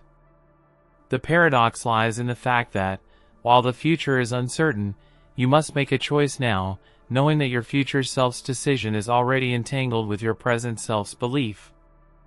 The paradox is a reflection of the tension between intention and action. You are now caught between two conflicting desires: the desire to avoid harm by not drinking the toxin, and the desire to act in a way that aligns with the terms of the reward. But the question arises, if you're only doing this to fulfill a hypothetical future intention, are you truly making a free decision? Or are you simply acting in a way that preempts your own future freedom? Kafka's paradox challenges our understanding of rationality and self-control. Can we truly act in a way that shapes our future decisions if we have already locked ourselves into a specific outcome? The paradox forces us to ask, can we ever separate our current actions from our future intentions? And if the reward comes not from the action itself, but from the belief that we would act, then what does it mean to have true free will? It is a paradox that speaks to the complexities of commitment, intentions, and desires, a reminder that we are often faced with choices that involve not just the immediate present, but our visions of what we believe we might do in the future. Our present decisions shape not only our immediate reality, but our future selves, and in this, the line between freedom and constraint becomes ever more blurred. Level 89, all horses are the same color paradox. Imagine a field, stretching out before you, where dozens of horses graze peacefully. Their coats glisten under the sun, each one unique in color, browns, blacks, whites, and grays, creating a beautiful tapestry of variety. At first glance, you might think these horses are distinct, each one different from the other. But there's something strange about the way we look at them, a paradox that challenges our perception of color and uniformity. This is the all horses are the same color paradox, a curious puzzle that comes from a seemingly simple statement. The paradox starts with an assumption that appears to make perfect sense. Suppose you have a group of horses, and you want to prove that all horses in the group are the same color. You start with the first pair of horses. Since they are part of the same group, you assume they must share the same color. So far, so good. But now, let's move to the next step. If you continue this logic, you can create overlapping groups of horses. For example, take the second pair of horses in the group. You assume they, too, must be the same color, just like the first pair. So, you continue this reasoning, each overlapping pair of horses must share the same color. And if all pairs of horses are the same color, it logically follows that all horses in the entire group are the same color. But here's the catch, this reasoning doesn't hold up. The problem arises when you consider the transition from one pair of horses to the next. There is no overlap between the first horse of one pair and the second horse of the next pair. Without this overlap, the assumption falls apart. It's not possible to prove that all horses are the same color using this method, because the transition point between the pairs creates a logical gap. The paradox is a playful but deep reflection on inductive reasoning and how easily our assumptions can lead us astray. On the surface, the logic seems sound. If every pair of horses is the same color, then all horses must be the same color. But when you step back and examine the structure of the argument, you realize the assumption fails at a critical juncture, revealing how even well-constructed logic can unravel when we fail to account for all the details. The all horses are the same color paradox forces us to think about the limitations of reasoning and the fragility of assumptions. It shows that even the most reasonable seeming conclusions can collapse when we fail to account for the nuances of a situation. And in life, how often do we make decisions based on assumptions that seem valid at first, but fall apart when we dig a little deeper? Maybe the lesson here is that certainty is often a matter of perspective. What we think is true may turn out to be far less stable than we imagine. The paradox teaches us to question the assumptions we build our logic on, to look beyond the surface and search for the gaps in our reasoning. Level 90, 0.999 equals 1 paradox. Imagine you're sitting quietly, perhaps with a notebook in front of you, contemplating a simple yet mysterious idea. You've always known that numbers have a certain order to them, that they follow predictable rules. You've learned that fractions, decimals, and whole numbers fit neatly into their places, each one distinct from the other. But here's a question that seems to defy this neat structure. What if 0.999, that seemingly endless string of nines, was exactly equal to 1? At first, this might sound impossible. After all, 0.999 is less than 1, right? Surely, just a tiny fraction of space separates them. But here's where the paradox begins. What if this belief, the belief that 0.999 is different from 1, was actually based on an illusion? What if, mathematically, there's no difference at all? The paradox can be explained with a simple calculation. Let's take x equals 0.999. Then multiply both sides of the equation by 10. 10x equals 9.999. Now, subtract the original equation from this new one. 10x equals 9.999. 0.999. This simplifies to 9x equals 9. And solving for x, you get x equals 1. So, mathematically, 0.999 is exactly equal to 1. At first glance, this seems impossible. After all, the numbers look different. 0.999 stretches out infinitely, while 1 stands there, complete and whole. How can they be the same? The paradox lies in our intuitive sense of numbers. We see 0.999 as approaching 1, getting closer and closer but never quite reaching it. But in reality, infinite sequences like 0.999 are treated differently in mathematics. They are not merely getting close to 1, they are 1. The number 0.999 doesn't get infinitely close, it reaches 1 in a way that defies our normal understanding of closeness and limits. The paradox challenges our understanding of infinity and continuity. We often think of numbers as discrete, each one distinct, each one separate. But in the world of infinite series, things behave differently. 0.999 is not a number that approaches 1 from a distance. It is 1, a part of the same continuum, and the difference between them disappears when we embrace the true nature of infinite series. In life, we often face moments where things seem to be on the verge of happening, just out of reach, like 0.999, approaching 1. But sometimes, we don't need to keep waiting for the next step to reach the completion we seek. Sometimes, we're already there, already whole, even if we don't realize it. The paradox reminds us that perfection and completion can be surprising, and that things we think are incomplete or imperfect may, in fact, be whole in a way we can't always see. Level 91, Stability, Instability Paradox. Imagine you're standing on the edge of a cliff, overlooking a vast, serene landscape. The ground beneath you is firm, solid, stable. You take a deep breath, and for a moment, everything feels perfectly balanced. There's no movement, no shift in the earth below. Everything is steady, calm. But then, you feel a slight tremor in the ground, a tiny shift, barely perceptible. Your mind races for a moment. Was that a sign of instability? Your sense of balance is disturbed, but the world around you remains unchanged. The paradox arises when you begin to reflect on what you just felt. Was that small tremor a sign of impending chaos or a necessary shift that prevents something worse? This is the stability-instability paradox, a thought-provoking idea that plays with the nature of balance and change.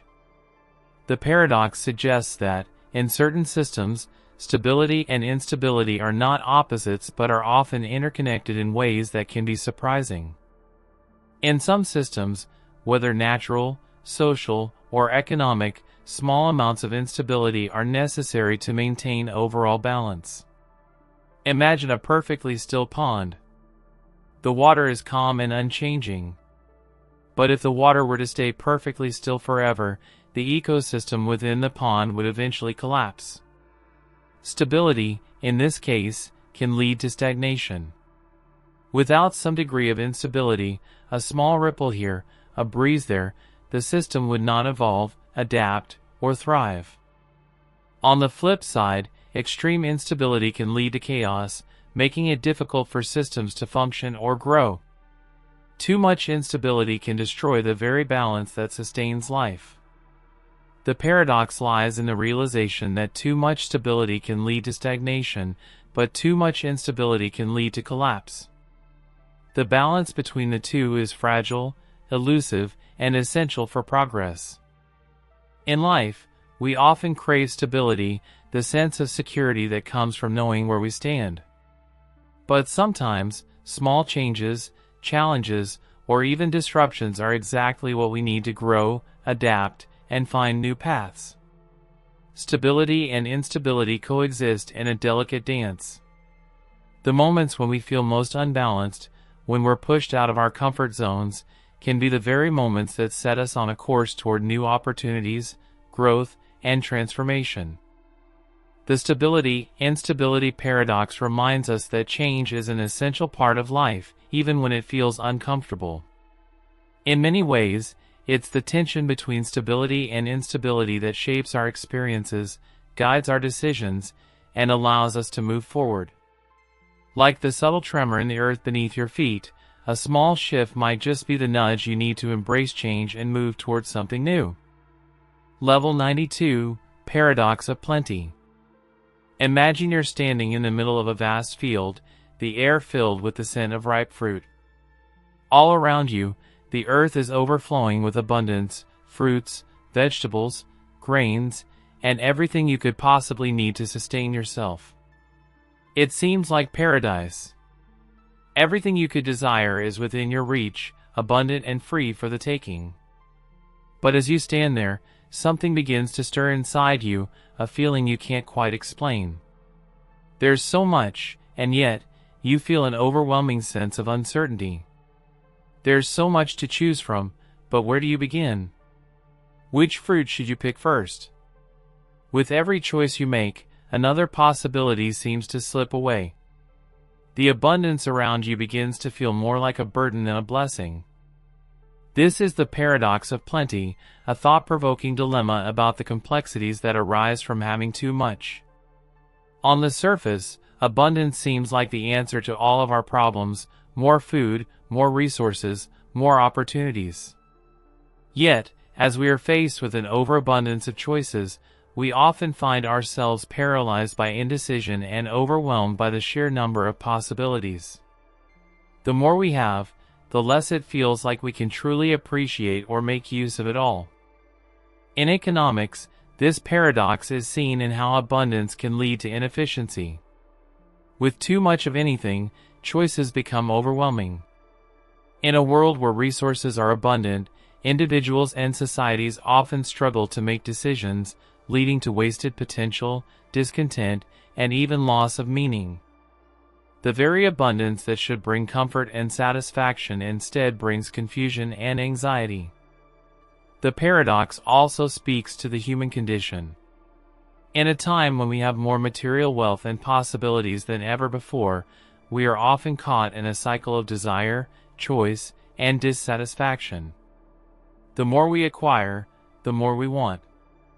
The more we have, the more difficult it becomes to find true fulfillment.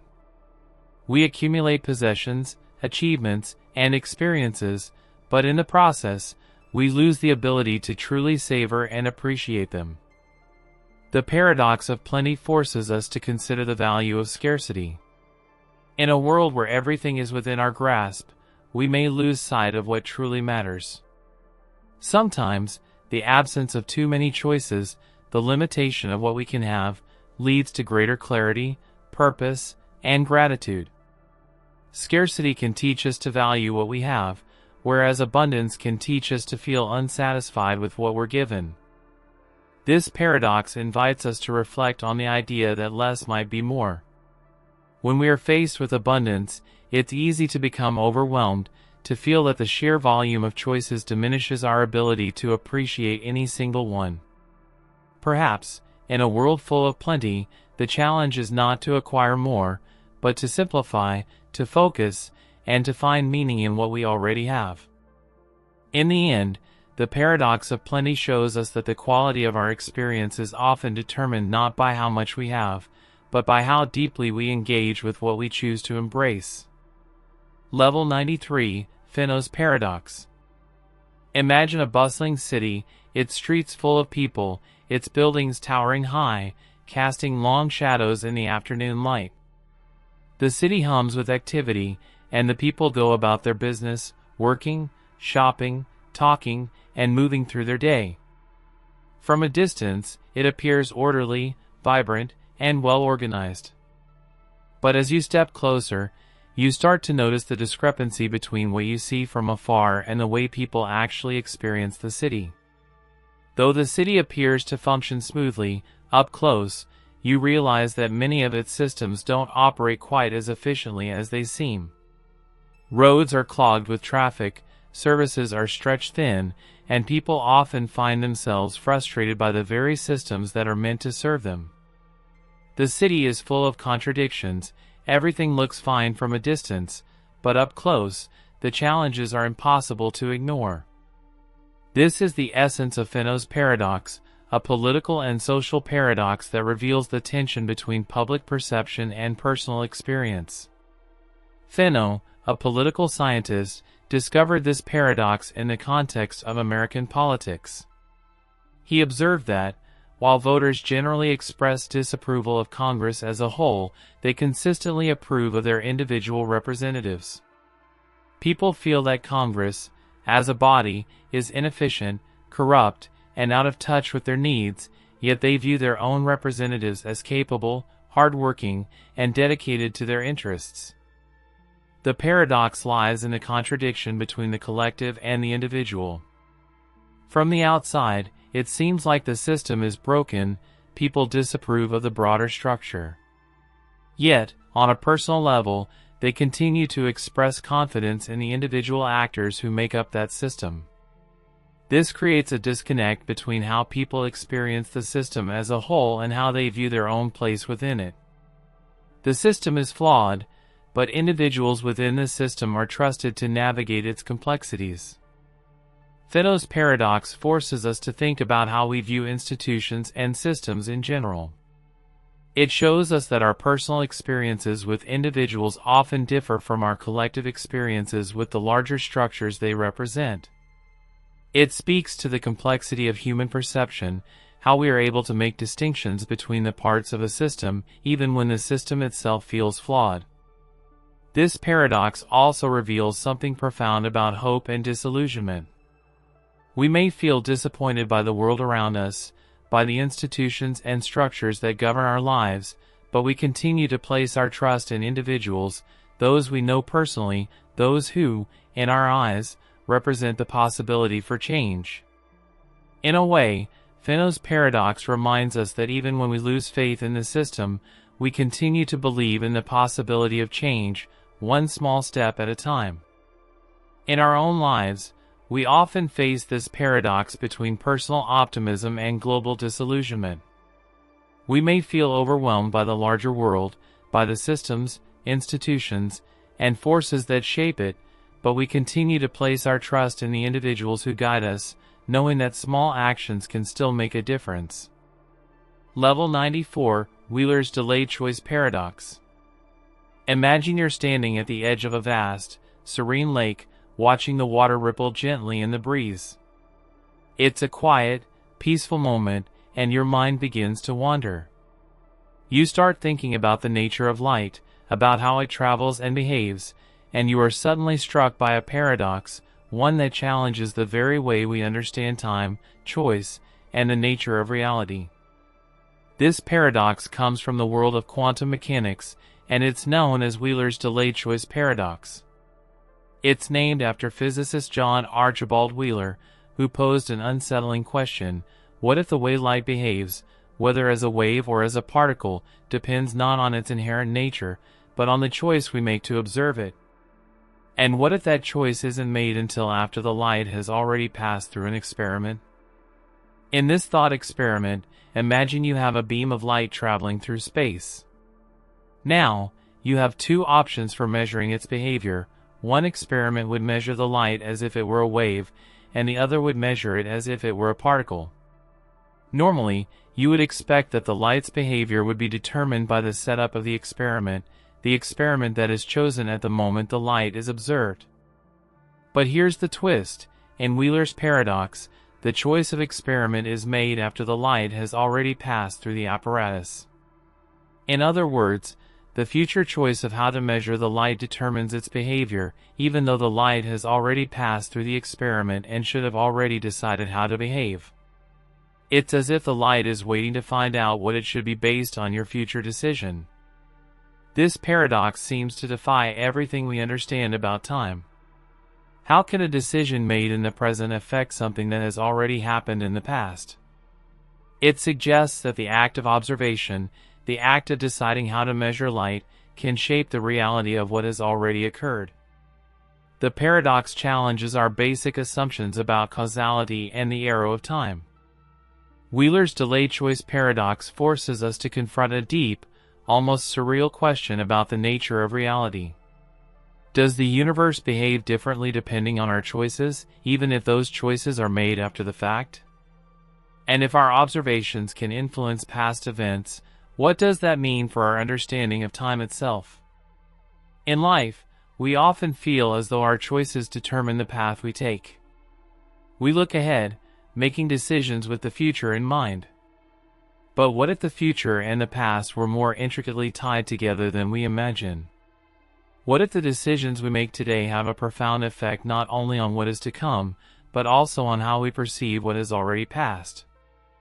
The paradox reminds us that choice is not just a present action, it's deeply connected to the fabric of time, of possibility, and of how we understand the world.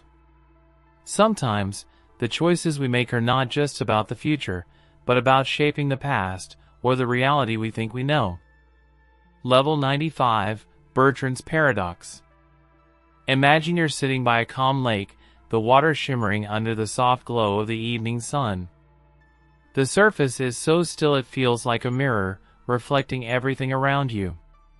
You notice a small boat drifting lazily across the water, its journey seemingly predetermined by the gentle current.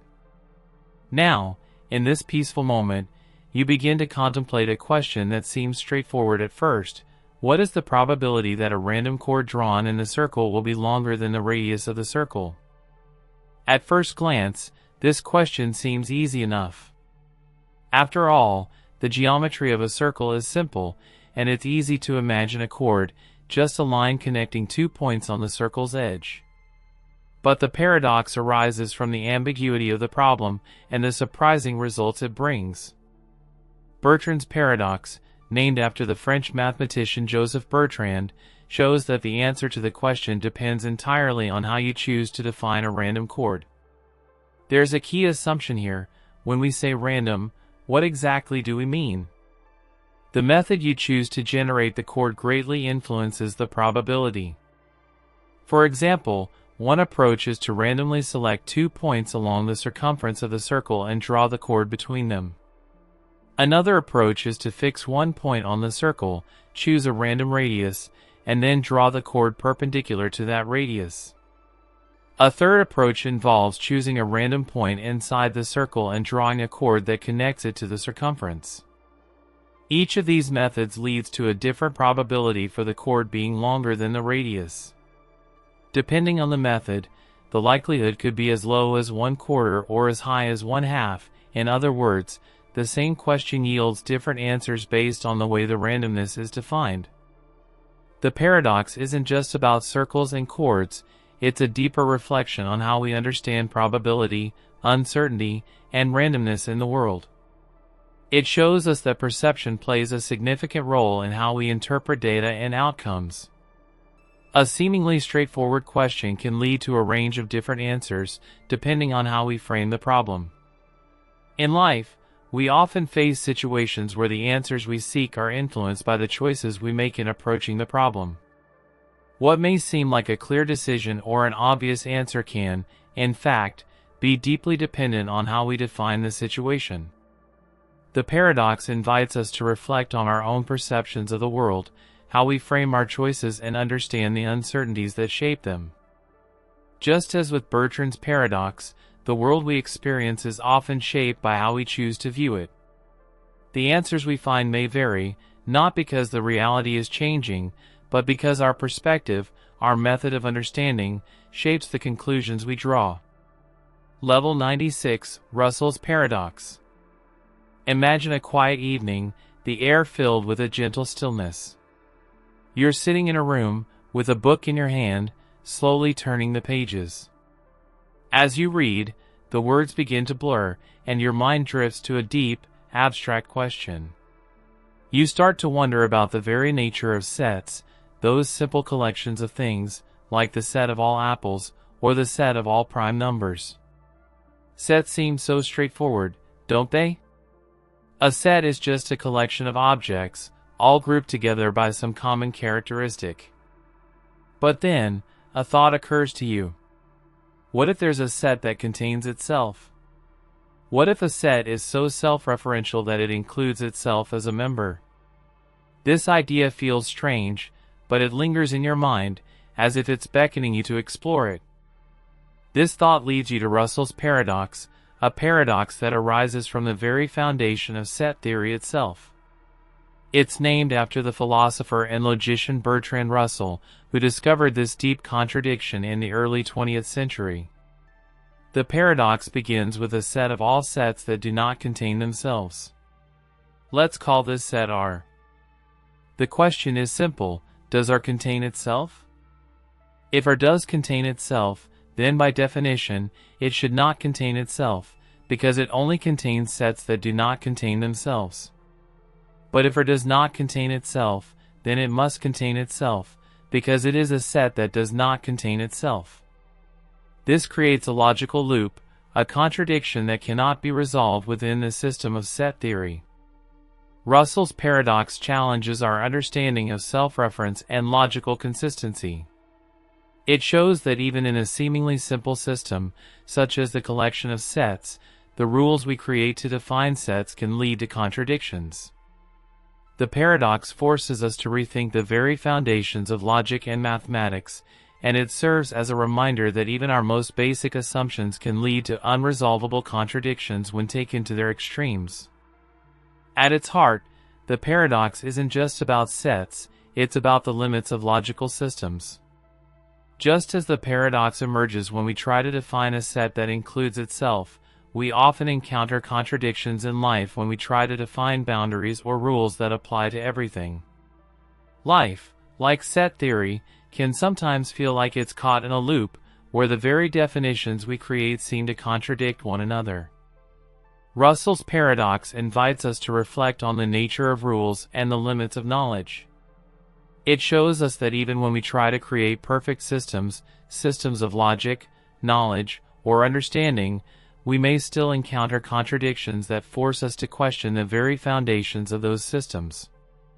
It teaches us that certainty is often more elusive than we imagine, and that the search for truth sometimes leads us into paradoxes we can't resolve. In the end, Russell's paradox doesn't just reside in the realm of mathematics. It's a reminder that life, too, is full of contradictions and complexities that cannot always be neatly explained or contained. It challenges us to embrace the ambiguity and recognize that sometimes the answers we seek may lie not in resolving contradictions, but in learning to live with them. Level 97, Last Thursdayism Paradox. Imagine a quiet moment of reflection, sitting in a room with only the faint glow of a lamp beside you. The world feels still, almost timeless, as you contemplate the nature of reality and existence. You've heard stories, theories, and concepts, but there's one idea that suddenly catches your attention. What if everything we know, everything we see, and everything we experience came into existence last Thursday? This idea seems absurd at first. It's hard to imagine a world that didn't exist before today, a world where every memory, every detail, every moment of your life was created just days ago. But what if it were true? What if last Thursdayism were the explanation for everything? Last Thursdayism is a philosophical paradox that suggests that the universe was created only last Thursday, with all the memories, history, and experiences implanted in our minds. In this view, everything we know about the past, our memories, our culture, our understanding of time, was created as though it happened before Thursday, even though, in reality, it only began to exist at the moment the universe was created. The paradox lies in the fact that, from an external perspective, there is no way to prove or disprove last Thursdayism. From our point of view, everything seems to have a consistent, logical history. Our memories feel real. Our experiences appear genuine. We measure time in the same way we always have, using the past as a frame of reference. Yet, according to last Thursdayism, all of that could have been created mere days ago. This paradox forces us to confront the nature of belief, evidence, and perception. How do we know what is real? How do we prove the authenticity of our experiences? The idea of last Thursdayism is not meant to be taken literally, but rather as a way to challenge our understanding of reality. It highlights the limitations of knowledge, how we are bound by our own perceptions of time and experience, yet have no absolute way of verifying them. In life, we often find ourselves accepting certain truths without questioning them. We trust our memories, our experiences, and the history that shapes us. Yet, the paradox asks us to consider that our understanding of time, memory, and even reality itself may be more fragile than we imagine. Just as last Thursdayism challenges our assumptions about the universe, we too are sometimes faced with the realization that the truths we hold dear might be more malleable, more uncertain, than we would like to admit. The paradox of last Thursdayism is a reflection on how we define the past and how we construct our sense of identity and meaning. If our memories are merely implanted, and the universe only exists in its current form, how do we reconcile the present with the past? Is it possible that everything we know, our sense of self, our place in the world, could be constructed just a moment ago, even though it feels as though it has always been? In the end, last Thursdayism reminds us that perception is fragile.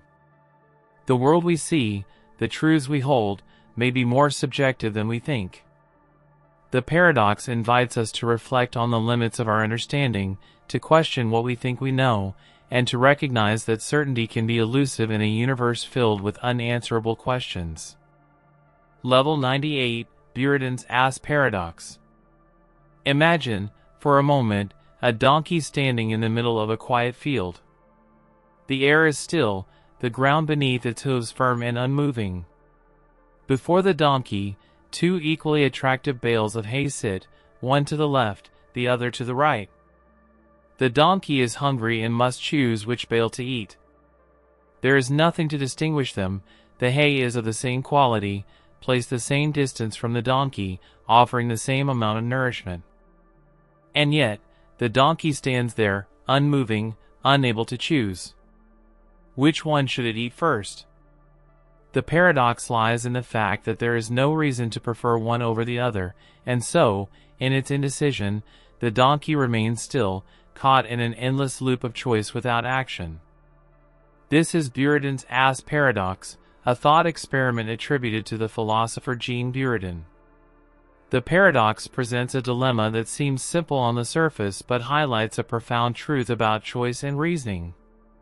The donkey, presented with two equally appealing options, cannot make a decision, and as a result, it is stuck. It is rational in the sense that it sees no reason to prefer one option over the other, yet this rationality leads it to inaction. The paradox speaks to a fundamental human experience. How do we make choices when we are faced with two equally valid options? In some cases, the paradox of having too many choices or too much indifference can lead to paralysis.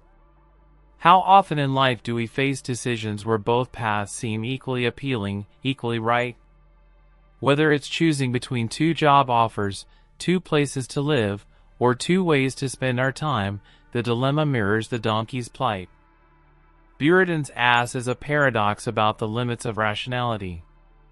The donkey cannot move forward because reason alone cannot resolve the situation. Sometimes, the rational choice is indecision, but that indecision leads to inaction. And so, the paradox shows us that reason alone, without any further force, such as desire, instinct, or an external push, may leave us trapped in a loop of inaction. This paradox is not just about donkeys and hay, but about the nature of decision-making in general. It asks us to reflect on the nature of choices and the often subtle, almost invisible forces that influence them. In many cases, we do not make decisions based purely on logic or reason. We are swayed by our desires, by the urgency of the moment, by emotional or environmental factors that guide us toward one choice or another. The Buridan's Ass paradox challenges us to consider that indecision can be just as powerful as decision. It's a reminder that action often requires more than just rationality. It needs the spark of emotion, instinct, or even a little bit of external push to move forward. Life, like the donkey, may leave us standing still in front of multiple possibilities, but sometimes it's in the leap, whether logical or instinctual, that we find our way forward. Level 99, Observer's Paradox. Imagine you're sitting in a quiet, dimly lit room, watching a small flame flicker on a candle in front of you. The room is still, the air around the flame undisturbed. You focus your attention on the flame, observing the way it dances, the way the light plays on the walls, casting shadows that seem to move with it. But as you watch, a thought begins to grow in your mind. What happens to the flame once I begin to observe it? This question isn't about the flame itself, but about the act of observation. The observer's paradox arises when we realize that the very act of observing something may change what we're observing. In quantum mechanics, this paradox is especially important. The more we try to understand the behavior of particles, the more we realize that our observations affect their behavior. It's as if the act of observing is not just passive, but active. It has the power to shape reality itself. In one of the most famous examples, when we try to measure the position of a subatomic particle, we cannot do so without disturbing its motion. The act of observation doesn't just reveal information about the particle, it interferes with it, fundamentally changing its state. This is the core of the observer's paradox, the idea that observation itself is inherently tied to the reality of what we observe. The paradox forces us to reconsider our assumptions about objectivity and reality. How can we ever truly understand something if our efforts to understand it alter its very nature? How do we reconcile the need for observation and understanding with the unavoidable influence that our observations have on the world around us? In our own lives, we often encounter moments where the act of noticing or examining something changes it. Think about a relationship, for example. When we pay attention to the small details, the way someone speaks, their habits, their emotions, we often find that our focus can subtly alter the dynamic. The very act of observing can shift the way we feel or how we interact with someone, just as it shifts the state of the particle. The observer's paradox asks us to reflect on the nature of truth and awareness. What happens to reality when we try to capture it? Can we ever truly experience the world without our perceptions and actions influencing it?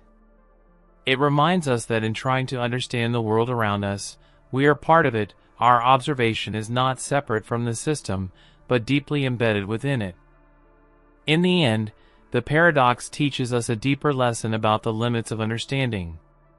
We may never fully separate ourselves from what we seek to observe. The world, it seems, is always changing in response to our gaze, and perhaps that is the most profound truth of all, that our very awareness is part of the reality we strive to understand. Level 100, Quantum Immortality Paradox.